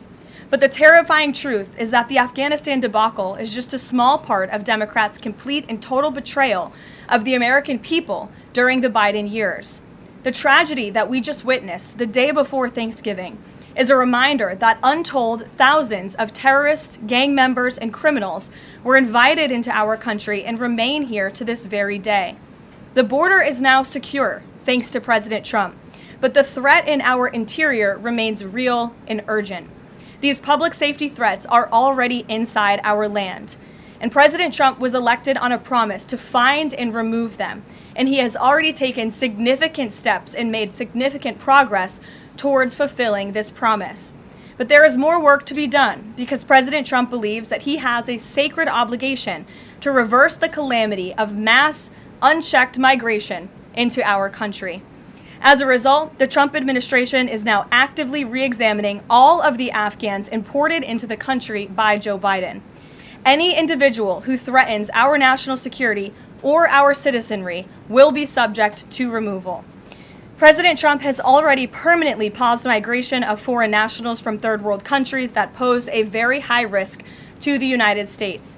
For too long, past American presidents supported self-destructive immigration policies that allowed foreigners who outright hate our country and have no interest in assimilating into our culture. They've allowed these individuals to flood peaceful American communities.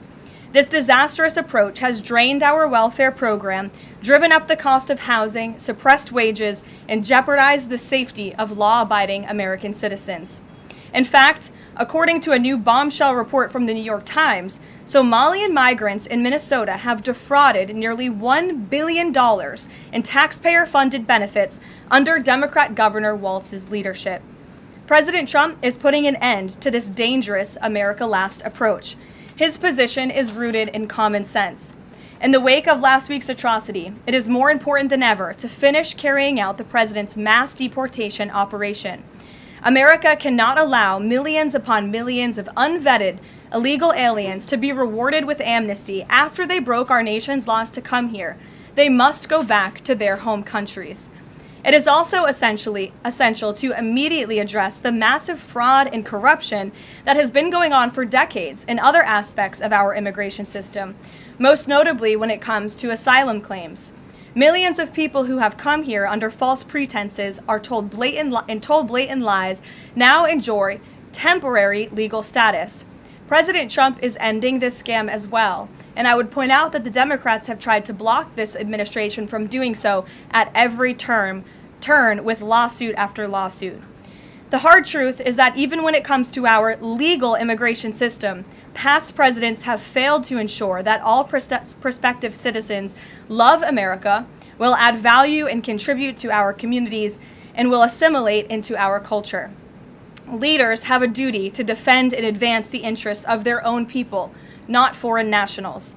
Leaders also have a duty to preserve the integrity and character of our nation's national identity.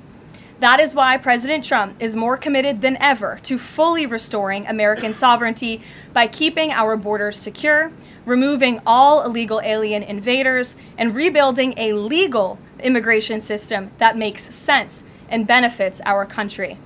President Trump has no higher responsibility than to defend our homeland and our people, and he will never waver in doing so. With that, I will open it up to questions, and we'll lead today with Isabel Brown, who is in our new media seat. She's a very popular face on television these days. She's built a great independent media podcast and platform with the Daily Wire, and I appreciate your being here, Isabel. Thank you for being Karoline, here. appreciate it and appreciate the briefing. Many Americans, in light of these recent events that you just mentioned, are starting to say that we are being invaded as a country, culturally and logistically, when it comes to immigration. And we know that immigration without assimilation is indeed invasion. So given the recent remarks from Vice President Vance on a college campus about dramatically reducing legal immigration to address some of this crisis, and President Trump's Truth Social post last week about individuals who may be non-compatible with Western civilization, are there any conversations happening or plans being made behind the scenes for the administration to implement at least a temporary immigration moratorium, for example, in light of what the American people might be calling for? So, Isabel, it's a great question. I think I spoke a little bit to the heart of your question in my opener there.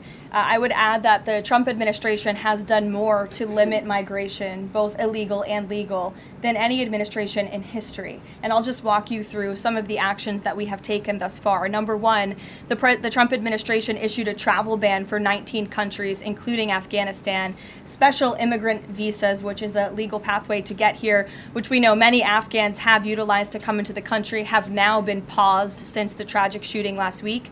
Refugee admissions were suspended for Afghans from this administration on day one, and refugee admissions into the country right now are essentially at zero, with the exception of Afrikaners fleeing persecution in South Africa. The State Department has also heightened their scrutiny and vetting of all visas and have revoked visas, as you know, for those who do not align with our country's national interests. The Secretary of State has the right to do that, and we've taken unprecedented action to do just that. We are also now pausing all asylum adjudications for additional vetting as well. And so additional actions I don't have to read out for you today, but I would just remark that the president has made tremendous progress on this front, and it's why it's so crucial that we not only secure the borders, which the president did in record time. We have zero illegal aliens entering into the country month after month, but we also are taking a look at those who are already in the interior of our country and removing them if they are here illegally, and also taking a look at these visas. Again, having a visa in the United States is not a right, it is a privilege. And the Secretary of State, if you are deemed contrary to our country's foreign national interests, has the right to revoke that privilege. Thank you. Gabe. Thank you, Caroline. Excuse me. Regarding Venezuela, the president said yesterday that Secretary Hegseth had denied that second strike, that reported second strike on an alleged drug vote on September 2nd, the secretary said to the president that didn't happen. But to clarify, I just wanted you to clear this up. In his social media post, Secretary Hegseth didn't go into details about that strike. He just said U.S. operations in the area were lawful, and he said that the story and media reports were fabricated. So to be clear, does the administration deny that second strike happened, or did it happen and the administration denies that Secretary Hegseth gave the order? The latter is true, Gabe, and I have a statement to read for you here. President Trump and Secretary Hegseth have made it clear that presidentially designated narco-terrorist groups are subject to lethal targeting in accordance with the laws of war. With respect to the strikes in question on September 2nd, Secretary Hegseth authorized Admiral Bradley to conduct these kinetic strikes. Admiral Bradley worked well within his authority and the law, directing the engagement to ensure the boat was destroyed and the threat to the United States of America was eliminated. And I would just add one more point to remind the American public why these lethal strikes are taking place. Because this administration has designated these narco-terrorists as foreign terrorist organizations. The president has a right to take them out if they are threatening the United States of America and if they are bringing illegal narcotics that are killing our citizens at a record rate, which is what they are doing. And under the previous administration, there was enough fentanyl trafficked into our country to kill every American man, woman, and child many times over. And so that's why you've seen a drastic difference in this administration's policy with respect to the last, and it's one of the many reasons the American public reelected this president and support this Secretary of War in conducting these strikes. So to be clear, to clarify, Admiral Bradley was the one who gave that order for a second strike. And he was Okay. well within his authority to do so. And a separate question, the president several days ago said it was his intention to pardon the former president of Honduras, who was a convicted drug trafficker. And yesterday on Air Force One, the president said that if someone sells drugs in that country, that doesn't mean you arrest the president and put him in jail for the rest of his life.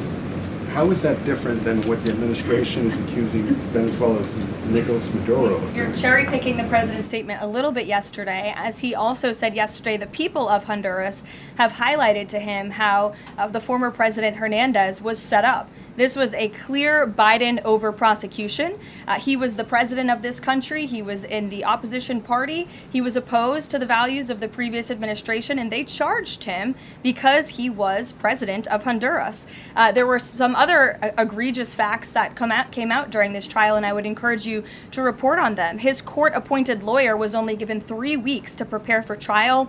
He shared that his conviction was lawfare by the leftist party, who, quote, struck a deal with the Biden-Harris administration.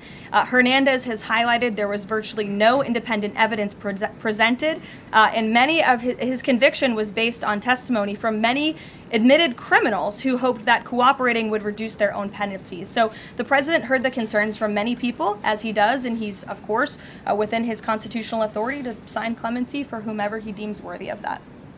Jackie. Thank you, Caroline. Following up on Gabe's question, you said that the follow-up strike was lawful. What law is it that allows no survivors? The strike conducted on September 2nd was conducted in self-defense to protect Americans in vital United States interests. The strike was conducted in international waters and in accordance with the law of armed conflict. And then on this pardon for the Honduran president, does it at all undercut the administration's messaging while you have these congressional Republicans defending the strikes on the narco-terrorists and then a pardon for a convicted drug trafficker? Does that make it more difficult for your members to defend your administration's policy? I don't think so, Jackie. I think that President Trump has been quite clear in his defense of the United States homeland to stop these illegal narcotics from coming to our borders, whether that's by land or by sea. And he's also made it quite clear that he wants to correct the wrongs of the weaponized Justice Department under the previous administration. And Ouija, I'll call on you because I think we're wearing matching blazers today. I was going to Great compliment minds. yours.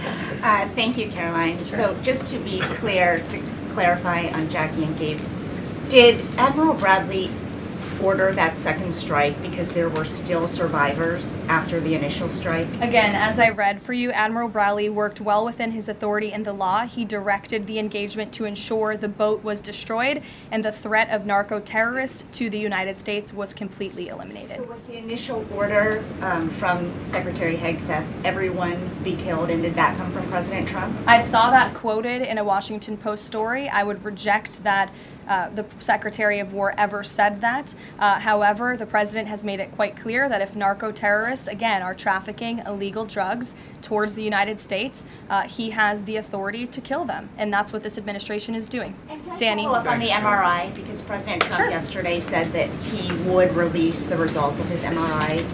Is that happening right now? It is happening right now. As part of, and this is a summary from the president's physician, and we will release it right now. I think my team has it teed up for all of you. I'll read it for you, and then you'll get it physically as well. As part of President Trump's comprehensive executive physical, advanced imaging was performed because men in his age group benefit from a thorough evaluation of cardiovascular and abdominal health. The purpose of this imaging is preventative, to identify any issues early, confirm overall health, and ensure the president maintains long-term vitality and function. President Trump's cardiovascular imaging was perfectly normal. No evidence of arterial narrowing impairing blood flow or abnormalities in the heart or major vessels. The heart chambers are normal in size, the vessel walls appear smooth and healthy, and there are no signs of inflammation or clotting. Overall, his cardiovascular system shows excellent health. His abdominal imaging is also perfectly normal. All major organs appear very healthy and well perfused. Everything evaluated is functioning within normal limits with no acute or chronic concerns. In summary, this level of detailed assessment is standard for an executive physical at President Trump's age and confirms that he remains in excellent overall health. Again, we will provide that to you. I think that's quite a bit of detail, and in the effort of transparency, the president promised it last night, and we have delivered today. So there you go. Danny. Thanks, Karoline. Just going back to Venezuela, can you confirm that President Trump is going to be hosting a meeting of his national security team in the Oval Office today on Venezuela? And what are they going to discuss? Are they hoping to reach a kind of final decision on that? Out of the effort of transparency, I will confirm that the president will be meeting with his national security team on this subject and on many matters. He meets with his national security team quite often. He's the commander-in-chief. It's part of his responsibility to ensure that peace is ongoing throughout the world. I'm definitely not going to detail the specifics of a meeting between the president and his national security team that's taking place in the Oval Office, but I'm happy to confirm that meeting is taking place for you. Can you tell us, what's the position on whether US troops on the ground is a possibility there? Is that, I know you've answered that before, but what's the current operative in status? Venezuela? I think my previous answer stands. There's many options at the president's disposal that are on the table, and I'll let him speak on those. Ed. The U.S. announced a trade framework deal with the United Kingdom on pharmaceuticals, where they will pay 25% more, and the savings theoretically will go back to American consumers. What guarantees are in that savings will in fact go back to the American consumer and not be sucked up by the company? I'm going to be honest with you, Ed. I'll get you the answer to that question after the briefing. So the American Rescue Plan, sure. Funded a number of universal income. Kush will get you that answer, right, Kush? My trade guy over here. The American Rescue Plan funded a number of universal basic income programs. Now Cook County, Illinois is extending that program into 2026 with $7.5 million of taxpayer money. What does the White House think about that? I'll also get you an answer on that after the briefing. Ed. 2 for 2. Go ahead. Sure. And then in the interest of transparency, does the White House support releasing the Department of Defense's video of those September 2nd strikes on those military boats? And also, separate topic on presidential pardon power. Why did the president commute the sentence of David Gentile recently? He was a private equity executive. He served 12 days out of a 7-year sentence. Prosecutors said he defrauded $1.6 billion with thousands of victims, including veterans, farmers, teachers. Why was he pardoned? To your first question, that's definitely not a decision for me to make. I would defer you to the Department of War. It's also probably a decision for the president himself to make. As for your second question with respect to that pardon, he issued a commutation for Mr. Gentile, who's the former CEO and co-founder of GBP Capital Holdings. Unlike similar companies, GBP paid regular annualized distributions to its investors. In 2015, GBP disclosed to investors the possibility of using investor capital to pay some of these distributions rather than funding them from current operations. Even though this was disclosed to investors, the Biden Department of Justice claimed it was a Ponzi scheme. This claim was profoundly undercut by the fact that GBP had explicitly told investors what would happen. At trial, the government was unable to tie any supposedly fraudulent representations to Mr. Gentile. In short, again, this is another example that has been brought to the president's attention of a weaponization of justice from the previous administration, and therefore he signed this commutation. So say that these people were defrauded. I just read you a very detailed summary of why the commutation was made. Sure. In the middle with the red tie. Thank you, Caroline. Okay, Andrew, go ahead, and then you. In wake of Congresswoman Marjorie Taylor Greene's early resignation, reports last week indicated that other House Republicans might consider doing the same. Does the president have any concerns in light of those reports about other House Republicans potentially leaving early, as well as the other announced retirements that we saw in the last couple of days? Look, I think the president maintains very good relationships with the vast majority, maybe with the exception of 1 or 2. I think many in this room know who I'm referring to. Very good relationships with members of Capitol Hill within the Republican Party. And the president clearly is the unequivocal leader of the Republican Party. I think it was a recent CNN poll that actually showed that more than 90% of Republicans continue to support President Trump as the leader. So he maintains very good relations, as does his entire team here at the White House. And of course, we have a very slim margin in the House, and the president wants that to continue. Andrew, go ahead. I've got 2 for you. Sure. First, on the Venezuela strike. You said that second strike was in full accordance with the law of armed conflict, but the Navy's own manual of law of war says that specifically firing on survivors from a wrecked vessel is an example of a war crime that's forbidden under U.S. law and the law of armed conflict. So was that second strike in following law of armed conflict, and then second on immigration? Again, Andrew, I would reiterate to you the strike was conducted in international waters and in accordance with the law of armed conflict. And since somebody asked about Congress, and it's sort of related to Venezuela, I also want to add that Secretary Hegseth spoke with members of Congress who may have expressed some concerns over the weekend. And there have also been 13 bipartisan briefings to Congress on the Venezuelan strikes. There have been a number of document reviews for members of Congress to review the classified DOJ Office of Legal Counsel opinion and other related documents. 29 senators and 92 representatives have reviewed those documents, which is about 2/3 of those are Democrat members, and they have been made available to all 100 senators, all 435 members of the House, and to general counsels of the relevant committees on a bipartisan basis for their review. On immigration, during your topper you said, and I quote, "Leaders also have a duty to preserve the integrity and character of our nation's national identity." Can you explain what you mean by our nation's national identity and integrity and character, and how would refugees, people coming from war-torn places who are seeking a safe haven in America, like many of our forebears in this room, not add to our nation's integrity and character of our national identity? I'll tell you what does not add to our nation's character and integrity is refugees who come here under the alleged plight of asylum and fleeing persecution, and then come to the United States to abuse our system and rip off American taxpayers. And as I pointed out, the New York Times, to their credit, it was about 6 months too late, but they did write about how Somali immigrants in Minnesota have been ripping off American taxpayers. In fact, 86 people have been charged in a rampant and widespread fraud scheme spanning multiple programs in Minnesota. Of those 86, 78 of those people are Somali, 91% of them charged. So far, 59 of those people have been convicted for their roles in fraud plots that have stolen $1 billion from taxpayers. In one scheme, and this is egregious, a nonprofit and its affiliates with these Somali migrants claimed to have fed tens of thousands of American children during the pandemic. They were reimbursed for those meals by taxpayers.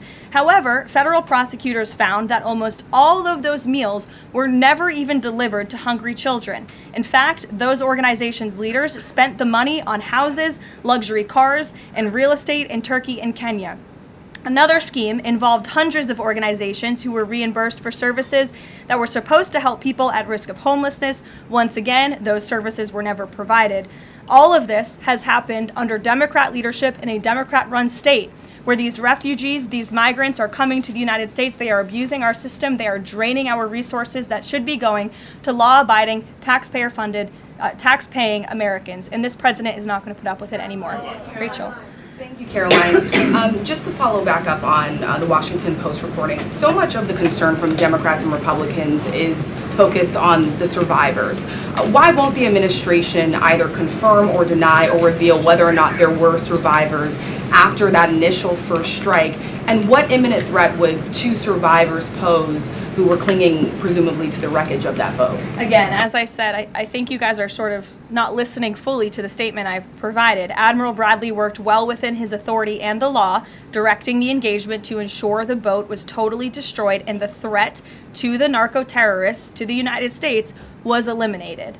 And for any further questions about his thinking, I would defer you to the Department of War. I obviously wasn't in the room for these. Just to follow up, Karoline, just on the administration's policy when it comes to survivors, was there a change in policy after this strike on September 2nd? The Washington Post is reporting that these two survivors were killed after a second strike, but then in October, two people were rescued. and returned to Colombia and Ecuador. So was there a decision that was made to handle survivors differently after these strikes? Not to my knowledge, no. Steve. The president confirmed that he spoke to the Venezuelan leader. Are you trying to negotiate his departure? Is there an asylum deal under work? President, as you know, last night on Air Force One, he said, I don't want to comment on that, but I did speak to him in the effort of transparency. So there you go. You got your confirmation. I'll let him speak further if he wishes to on the details of that conversation that took place. Steve Lookner is headed to Moscow. How close are you to some sort of Ukraine agreement? I think the administration feels very optimistic. Obviously, you've seen, Steve, that the president's entire team, including Special Envoy Witkoff and Secretary Rubio and the vice president and the president himself, Secretary Hegseth as well, have been working so hard on this effort, and they all really want to see this war come to an end. And so just yesterday, Sunday, I believe that was yesterday, they had very good talks with the Ukrainians in Florida, and now, of course, Special Envoy Witkoff is on his way to Russia. This is sort of the shuttle diplomacy that you've seen from this administration play out, where we speak equally with both sides. We've put points on paper. Those points have been very much refined, but as for the details, I will let the negotiators negotiate, but we do feel quite good, and we're hopeful that this war can finally come to an end. Stephen. Thank you, Caroline. I've got a question about Ukraine and then a clarification about the immigration changes that are happening. On Ukraine, President Trump very briefly yesterday said that corruption issues there were not helpful to the peace process following the resignation on Friday of President Zelensky's top aide, Andrei Yermak. We were told from your podium in the prior administration that, quote, there is no indication that there's been any kind of widespread corruption involving U.S. resources in Ukraine. What is the Trump administration's view of corruption issues in the wake of Yermak's resignation, and how is that impacting peace talks? Well, look, I think the president has made it quite clear, as he said last night, corruption is never helpful. And he does not want to see American tax dollars taken advantage of, which is why he has stopped the endless checks that were being written by the previous administration to fund this war. The United States is selling weapons to NATO that are being sent to Ukraine. That's a very different thing than the American people writing blank checks to a war effort very far away. It does not degrade the administration's determination to see this war come to an end, but I think it exemplifies the president's desire to always put the American people and the American taxpayer first. On immigration, you mentioned, or you emphasized that there would be a review of the Afghans who were resettled here under the previous administration. Yes. There's a lot of changes happening right now to asylum and to green card holders. What should the 2 million people with pending asylum claims, or the roughly 1 million people from the 18 other countries of concern, know about what's going on in the review? What's the status of all these other people?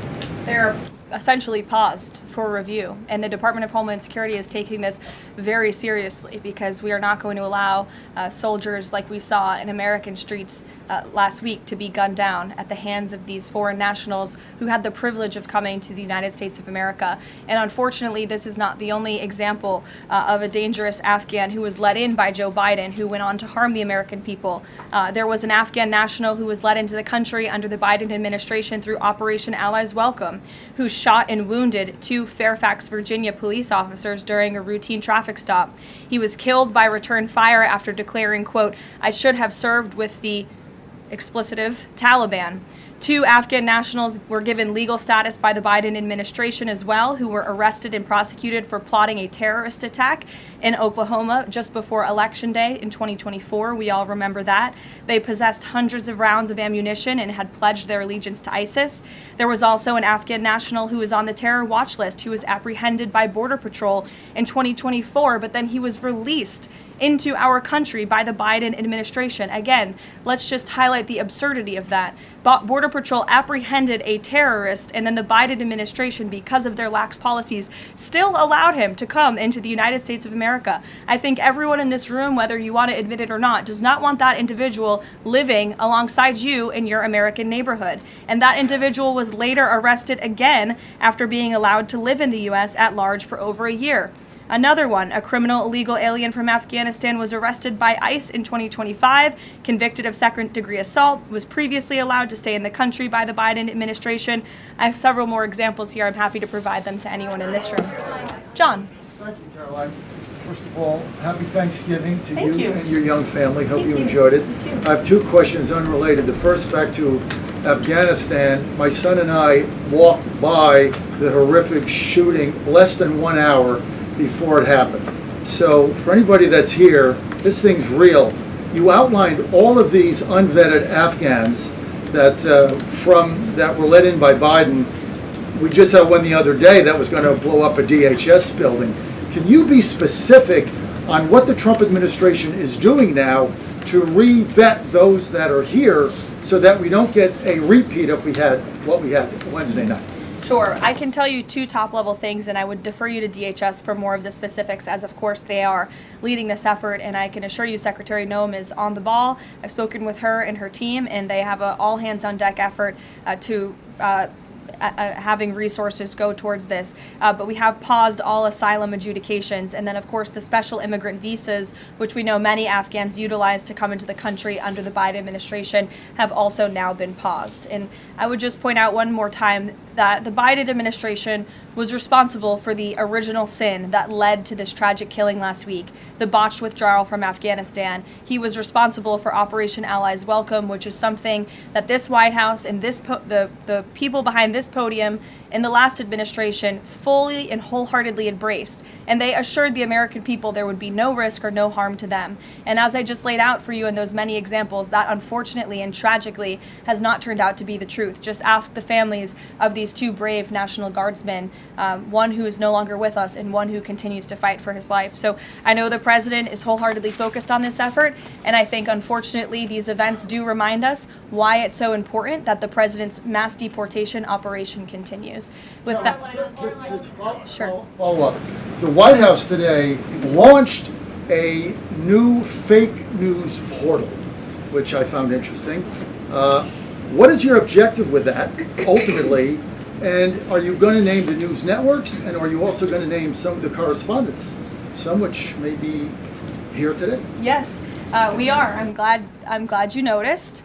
Much to the dismay of some of your colleagues in the room, John. And I think it goes to our original promise on day one to hold the media accountable, because unfortunately, and we deal with this all day, every day around here, there are so many fake stories that are unfortunately written that have inaccurate characterizations of meetings that took place, and it's all based on anonymous sourcing. And, you know, the standard for journalism, unfortunately, has dropped to such a historic low in this country.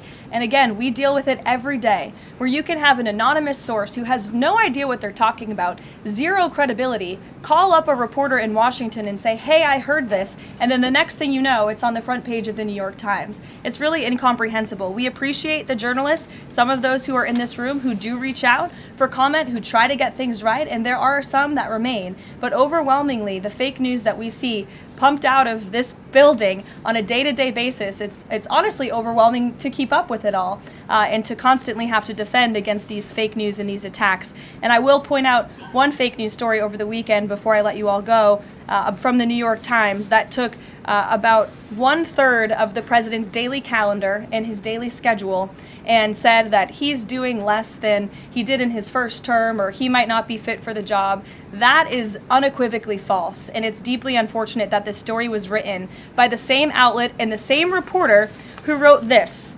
Biden is doing 100% fine after tripping while boarding Air Force One. Oh, same outlet, same reporter who wrote that President Trump is not fit for the job. Are you kidding me? You all see him almost every single day. He is the most accessible president in history. He is taking meetings around the clock. Another one. Biden declared, quote, healthy and vigorous after his first presidential physical.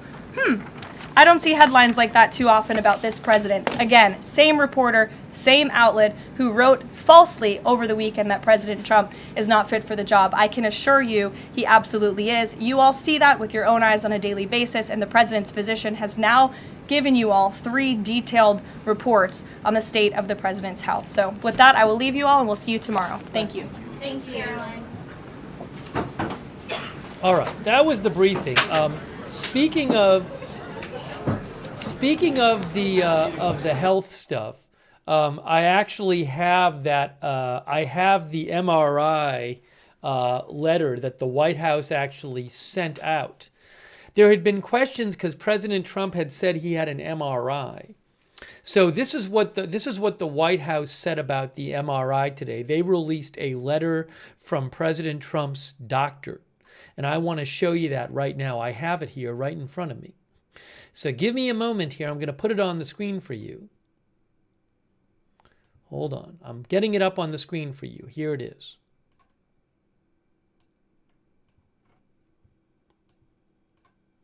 Trying to.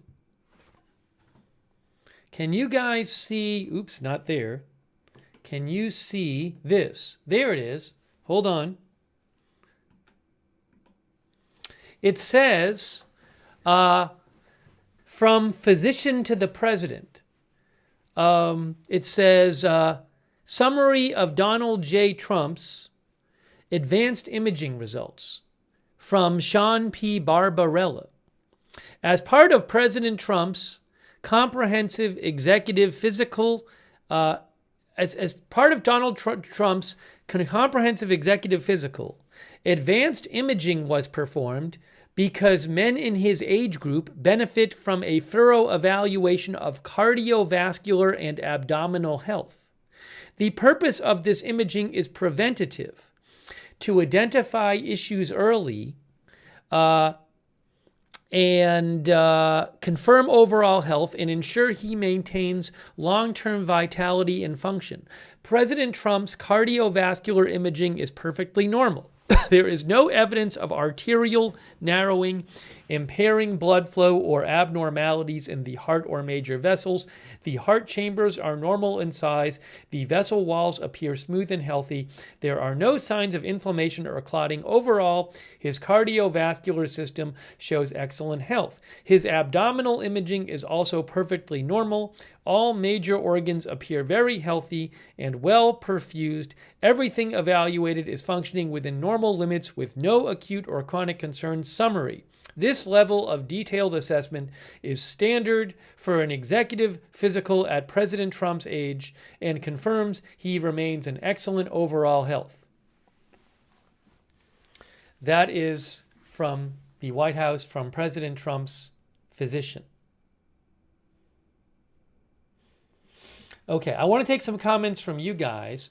Oops, obviously the press briefing already happened, so I want to change the headline here. What did you guys think of the press briefing? And I want to just change this right here. So it says White House press briefing post coverage. You can rewind if you want to watch it. Let me take some comments from you guys. What did you think? By the way, I owe a quick thank you to CC on Twitch and also Guy from the 207 on Twitch, a.k.a. Mike B on Twitch, and also Robin Foose, Gary Baines, Dean R. are members over there. Time Lights Out on YouTube. Also BP for your support, BP for America. And also Obama. Thank you, Obama, for your support. All right, hang on a moment. I want to see some comments from you guys. There were a number of questions about that alleged second strike on a drug boat killing survivors. There were a number of questions on pardons that Trump has recently given out, or pardons or commutations he has given out, and also Venezuela. Let's see here. Danny G thinks people drifting in the water are not a threat. Let's see here. Ghosty thinks you only get an MRI if it's suspected that something is wrong. So I'm not a doctor. I cannot comment on. I'll be interested in somewhat to see what some medical experts say about this. Again, the White House says that the MRI was a standard. That kind of a thing is standard for an executive physical at President Trump's age. That's what they said. That's what the president's doctors said.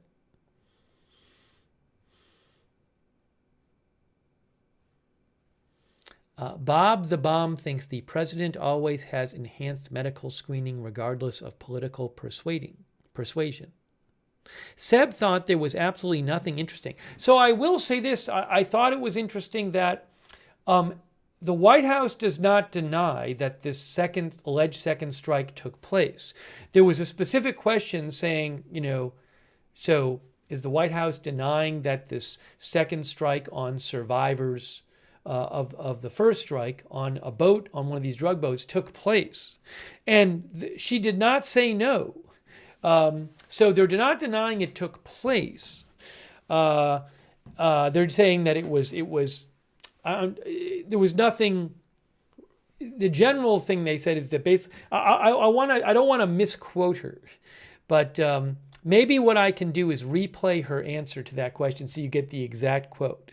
But basically, the suggestion was that there was nothing wrong with it, but there was more specific than that. So let me just replay her answer to that question. It was asked several times, but the first time it was asked, so you can just hear I don't want to misrepresent her wording. So I'm gonna call it up right now and replay her wording so you can hear it.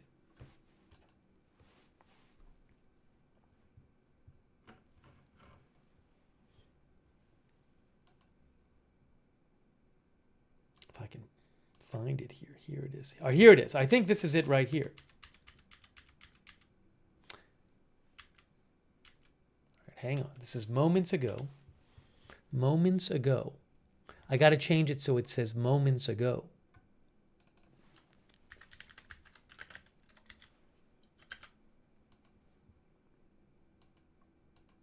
There were a number of questions on this. Oops, hold on. There it is. I got it. All right. Are we actually queued up here?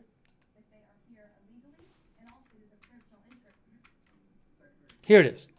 Here are the first couple questions from on the. Again, the Washington Post reported a couple days ago. CNN reported something similar. The report floating around is that in the first U.S. attack on an alleged drug boat in early September, the first strike left 2 survivors in the water, and Secretary Hegseth reportedly had ordered that all people on the boat be killed. So, in accordance with that order, the military had a second strike launched just to kill the people in the water who had survived, who were clinging to the wreckage. And experts say if that was done, that's a war crime. So with that background, here is the question, the 2 questions at the start about this again. Thank you. Gabe. Thank you, Caroline.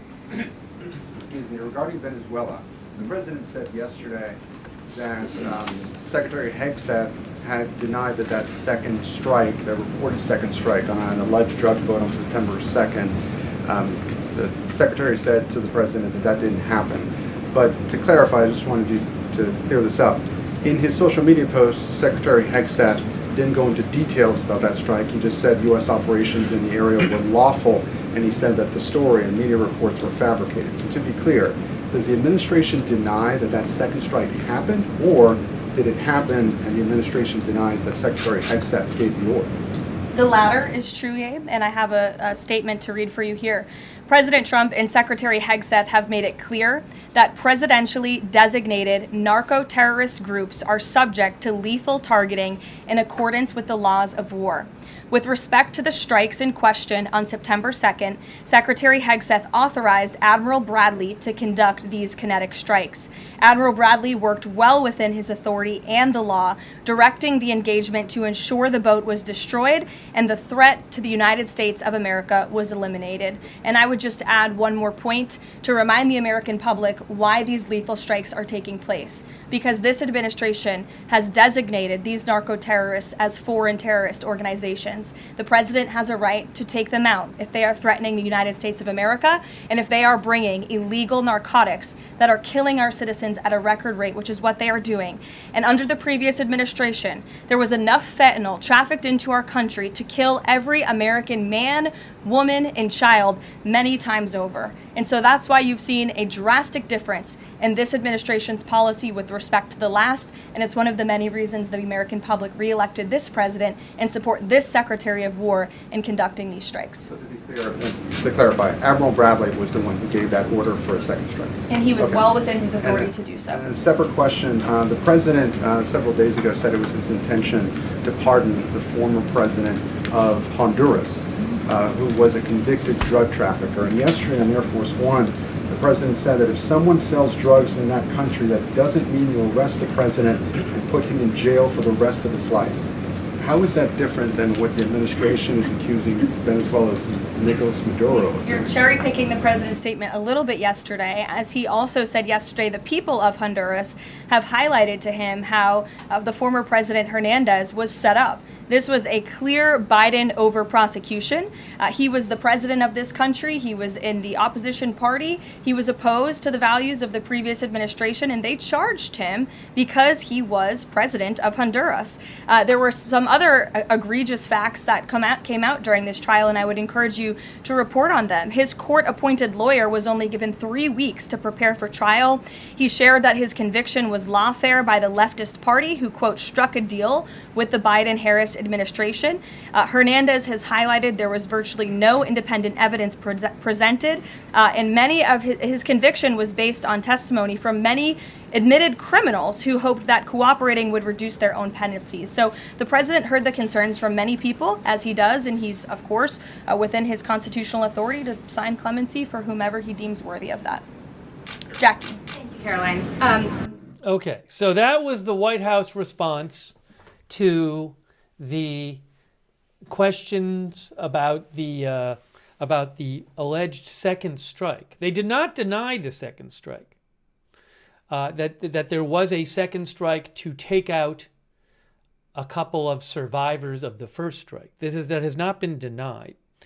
So we'll have to see how this all develops. And then you heard the response to the question about President Trump saying he was going to pardon the former president of Honduras, who was convicted and sentenced to 45 years in the United States for crimes including helping bring large amounts of cocaine into the United States. So she said that that there were problems with the prosecution, that the person was targeted by the Biden administration, and that there were problems with the case. So you heard that. Anyways, so that you heard the responses that she gave to those two things. All right, let's take some more comments here. Douthis says, surely this super transparent administration will release the strike videos. She was asked if the administration would release the strike videos, and she said it's not up to her. She said, I think she said, if I remember right, you can talk to the department. It would be a matter for the Department of the Defense and the president. So, I don't know if they will, but she said that, I don't believe she said a firm no or yes. Mad Mike thinks the second strike story is all gossip. We don't know what the situation was. Now, again, the White House could have said today, they could have just come out and said that there was no second strike, but they did not do that. There was a specific question about it, which gave her an opening to this. She should not do it. I do not know if video will be released.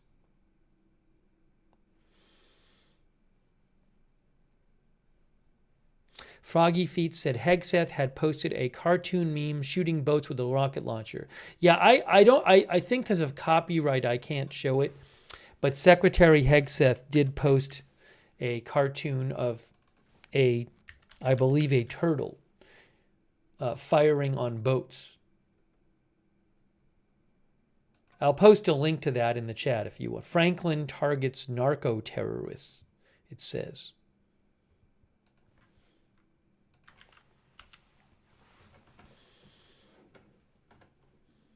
By the way, thanks Pepe the Toad for your support, and also Chris D.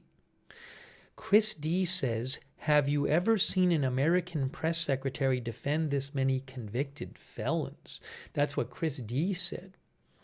Thanks Rivka Spronk, our viewer.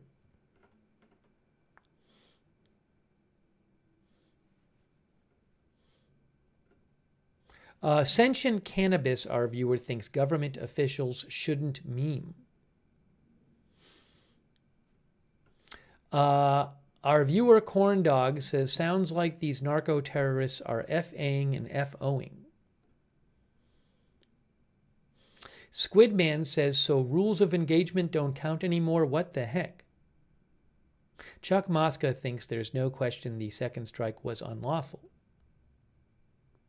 There were a bunch of questions. I mean, if you want to go back and watch the briefing, I think maybe 4 or 5 different people asked different questions about that. So it was clearly, I mean, that seemed to be the top topic. Ruby Sandwiches, are we going to war with Venezuela? The press secretary did confirm that the president will be meeting with his national security team today to talk about Venezuela and other topics. Thanks Chi-Town Deke for the gift membership on Twitch. Thank you, Chi-Town Deke. Zazua thinks that the administration will not release the video of the alleged second strike, and it will have to be leaked. The Washington Post report about the alleged second strike did say, it had a comment, which is, the Washington Post said that one of the people who watched the live feed, according to the Washington Post, said that if the video of the blast that killed the 2 survivors on September 2nd were made public, people would be horrified, said this person. Our viewer, Taco Cat Bravo, says the largest U.S. aircraft carriers off Venezuela. War is imminent, in my opinion. Thank you, Independent Liberty, for your support. He says, if you needed an example of gunboat diplomacy, this is it. Relax and enjoy the show. Pio Mai thinks the video of the second strike is on Bondi's desk with the Epstein binders. A reminder, we will be covering tomorrow night. There is a special election for the U.S. House, a seat from a pro-Trump district, a district that President Trump won by about 20 points or 22 points in Tennessee, the 7th district. There's this question about whether this race might be a bit closer than expected. The previous House race in 2024 was won by about 20 points by the Republican candidate who left his seat. So they're doing a special election to fill the seat. We will be covering that tomorrow evening, so I hope you can join us for that tomorrow night. By the way, shout out to our moderators. Ruth Krafasi has been moderating over on YouTube, and Beth Mythical. Thanks so much. Linda Belk, Larry, Misha on X. Bash and Girl, Big Ball of Yarn, Good Luck Duck, I Got That Fire, Matthew Kohai 3 on Twitch and on Facebook. Kay Lowry, Body, Margaret Riley, and all of our other moderators, thank you.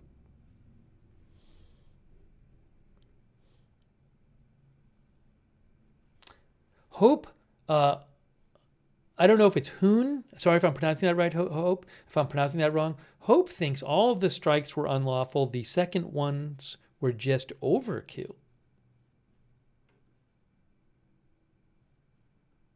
Sharon Klassen-Goslin says, how did they know there are drugs on the boats? Remember, a couple of different, one House and one Senate committee have released bipartisan announcements that they will be looking into the boat strikes. So I don't know, we'll have to see how this develops. Congressional oversight and looking into these things.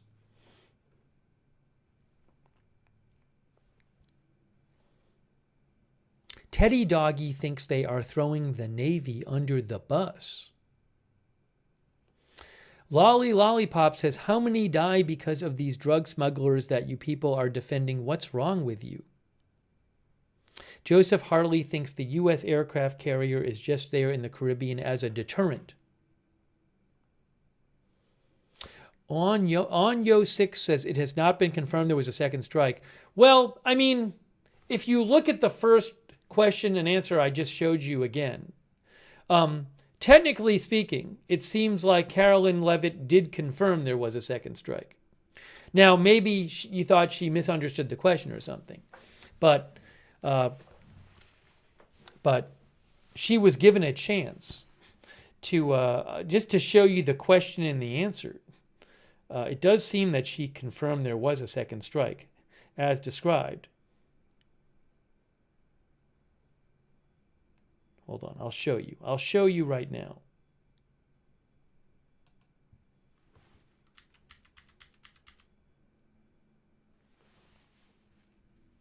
I won't replay the whole thing, but just to replay this question. She's built a great independent media podcast and platform with the Daily Wire, and I appreciate your being here, Isabel. Thank you for being Caroline, here. appreciate it and appreciate the briefing. That's the question before. I got to go to the next question. It's the question after this.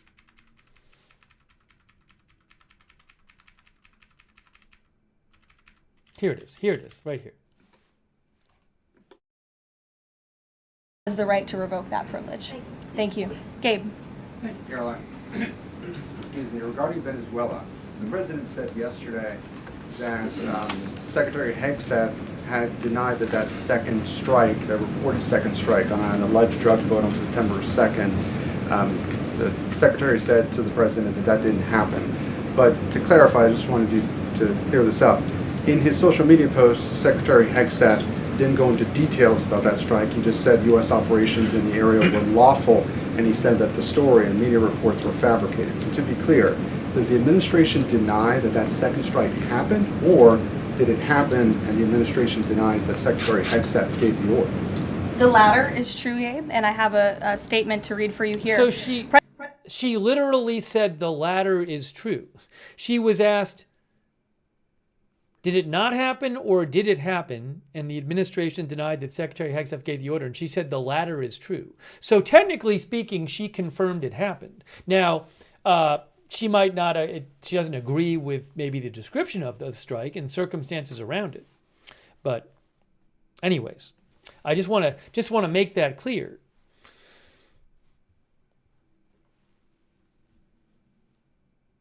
By the way, the report from the Washington Post said that there were 4 strikes on the boat total, and that, hold on, twice to kill the crew and twice more to sink it, according to 4 people familiar with the operation.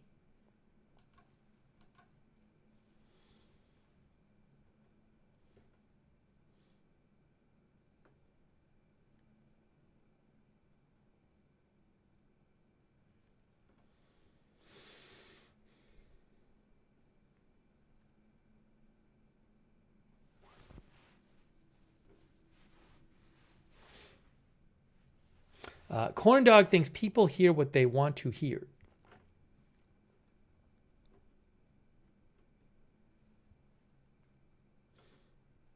Yeah, I'll play her response one more time. I replayed it once already, but I'll play it one more time to the question, just so you can hear, because I know people are concerned with this issue. So let me just pull it up here on the screen, and I'll play it one more time. Here is the question, the first question about Venezuela. Thank you. About the alleged second strike on a drug boat that designed to kill, allegedly as an attempt to kill survivors of the first strike, and what she said. Gabe. Yeah, and one of the viewers said there's more to the video. The reporter asks a follow-up question. Look, there's about 5 questions on this in the press briefing. So I'm not going to replay the whole press briefing, but I would certainly invite you to go back if you missed it, and you can watch the whole press briefing again. You can rewind the broadcast if you want, but I'm just replaying the first one to give you a flavor of the general flavor of her response to these questions. Regarding Venezuela, the president said yesterday that Secretary Hegseth had denied that second strike, the reported second strike on an alleged drug vote on September 2nd. The secretary said to the president that didn't happen. But to clarify, I just wanted you to clear this up. In his social media post, Secretary Hegseth didn't go into details about that strike. He just said U.S. operations in the area were lawful, and he said that the story and media reports were fabricated. So to be clear, does the administration deny that second strike happened, or did it happen and the administration denies that Secretary Hegseth gave the order? The latter is true, Abe, and I have a statement to read for you here. President Trump and Secretary Hegseth have made it clear that presidentially designated narco-terrorist groups are subject to lethal targeting in accordance with the laws of war. With respect to the strikes in question on September 2nd, Secretary Hegseth authorized Admiral Bradley to conduct these kinetic strikes. Admiral Bradley worked well within his authority and the law, directing the engagement to ensure the boat was destroyed and the threat to the United States of America was eliminated. And I would just add one more point to remind the American public why these lethal strikes are taking place. Because this administration has designated these narco-terrorists as foreign terrorist organizations. The president has a right to take them out if they are threatening the United States of America and if they are bringing illegal narcotics that are killing our citizens at a record rate, which is what they are doing. And under the previous administration, there was enough fentanyl trafficked into our country to kill every American man, woman, and child many times over. And so that's why you've seen a drastic difference in this administration's policy with respect to the last, and it's one of the many reasons the American public re-elected this president and support this Secretary of War in conducting these strikes. So to be clear, to clarify, Admiral Bradley was the one who gave that order for a second strike. And he was Okay. well within his authority to do so. And a separate question, the president several days ago said it was his intention. So some of our viewers think that the White House is throwing the military under the bus, like Sparky Pilot. Lonely Reject says did not throw anyone under the bus, just the facts. Hey, thanks so much to Sean Morris, who says fentanyl is a weapon of mass destruction. Now, I don't know if the allegation was that on that boat on September 2nd there was fentanyl. I believe most of the fentanyl comes not by boat, but across I believe most of it comes across the border from Mexico. But I'm not sure if the administration has specifically claimed that that particular boat was carrying fentanyl. I don't know.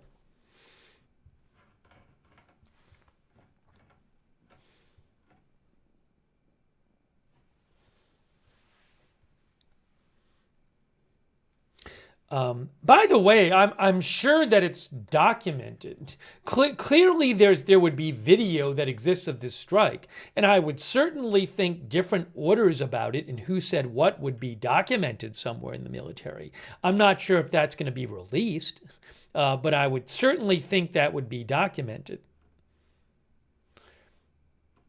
Although, you know, if Hegseth gave a verbal order to kill everybody on board, you know, that's from, would that be documented? I don't know, but certainly you could interview people involved in the operation. It would seem, my point is, it would seem like it would be pretty routine to figure out exactly what happened here. I don't know if that will be released.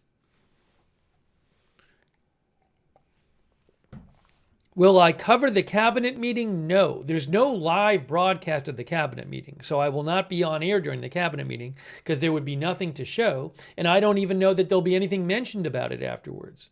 But if there's huge developments in Venezuela or something else, I can always come back on and do another live stream.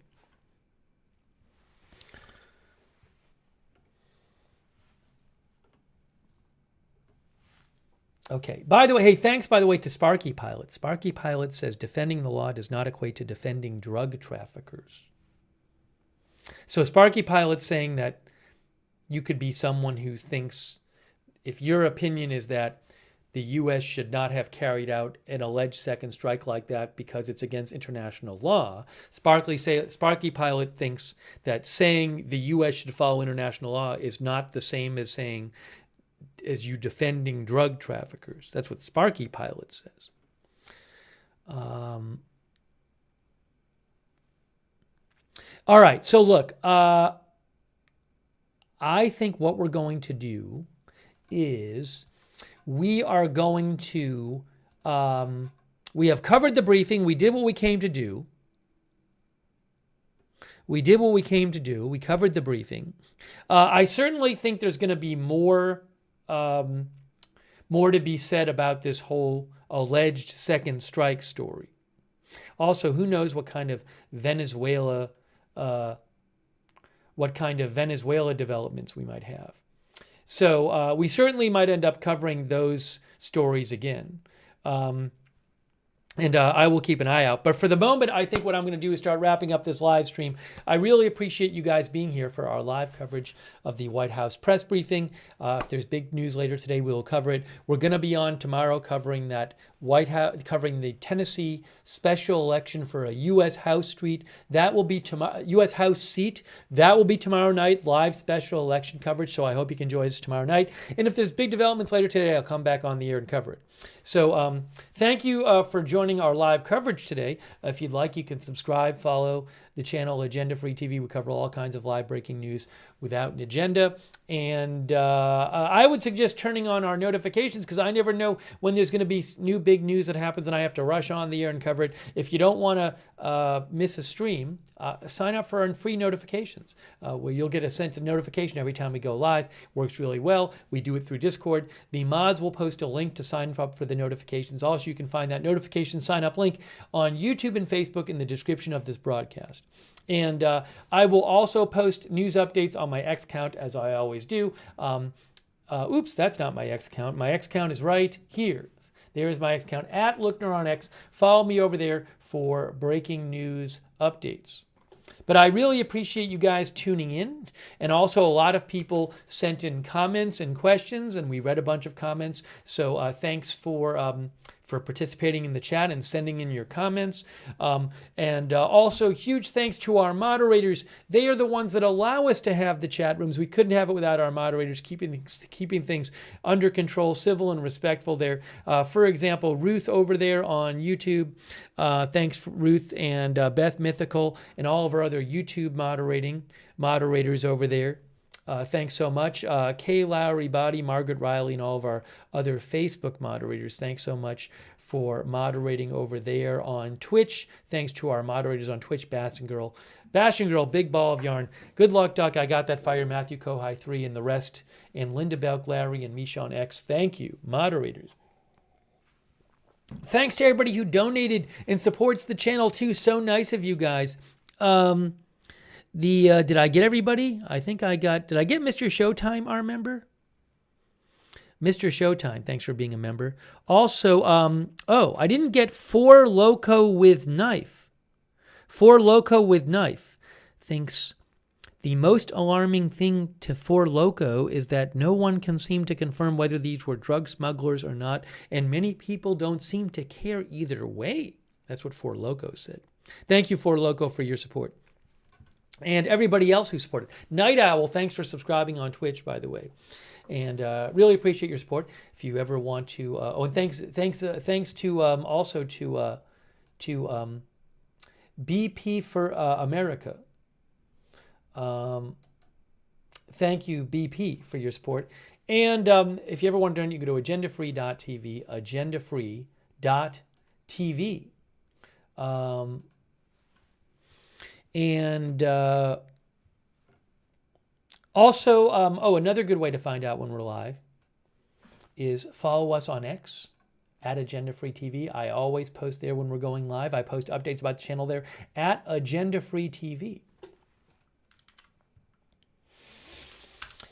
We have a chat where you can chat with other viewers when we're not live. The Agenda Free TV Discord chat. Check it out. Check out the Discord chat. It's free. A bunch of our viewers like to do that chat. And the link to the Discord chat is the same as the link to the free notifications. So if you'd like, check out the Discord chat. Also, I did want to mention, for those who watch on YouTube, I would suggest turning on the YouTube notifications, another good way to find out when we're live. To turn on the YouTube notifications, what you need to do is you need to subscribe to the channel, and then click the bell and choose all notifications. Again, subscribe, click the bell, choose all notifications. If you're already subscribed, make sure you have that bell clicked and you've chosen all notifications. Let's see here. Hey, I want to shout out our Facebook subscribers for supporting the channel. People like Oh, thanks to Shannon Davis Hughes, who was moderating as well. Thanks, Shannon, for moderating. Chuck Mosca, thanks for subscribing. Sharon Klassen Goslin, Diane Allworth, Michael Clayton, Martha Crawford, Kay Lowry Body, Margaret Riley, Shannon Davis Hughes, and all of our other, Robert Rial II, thanks, Robert, and all of our other Facebook subscribers.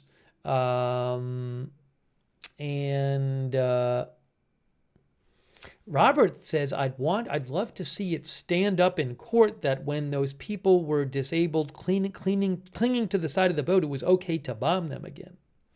So Robert's opinion is that the second strike, if it happened as reported, was against the law. That's what Robert thinks. Thanks to all of our Facebook subscribers. Thanks to our Twitch subscribers as well. People like Amalian, Chi-Town Deke, Night Owl, Wall Street, and Shaggy. Thanks for subscribing over there on Twitch. Tenfold thinks if the second strike story is accurate, it's either war crime or murder. Sencha Cannabis, thanks for subscribing. Douthis. And all of our other subscribers over there on Twitch, I really appreciate your support. There's supposed to be a Pentagon briefing coming up, I think this week, but it's this thing. A lot of the Pentagon press, the Pentagon there was some sort of thing where the Pentagon was insisting on reporters, I believe, clearing reports with the Pentagon itself, and a lot of the Pentagon reporters left their offices in the Pentagon because they wouldn't agree to that.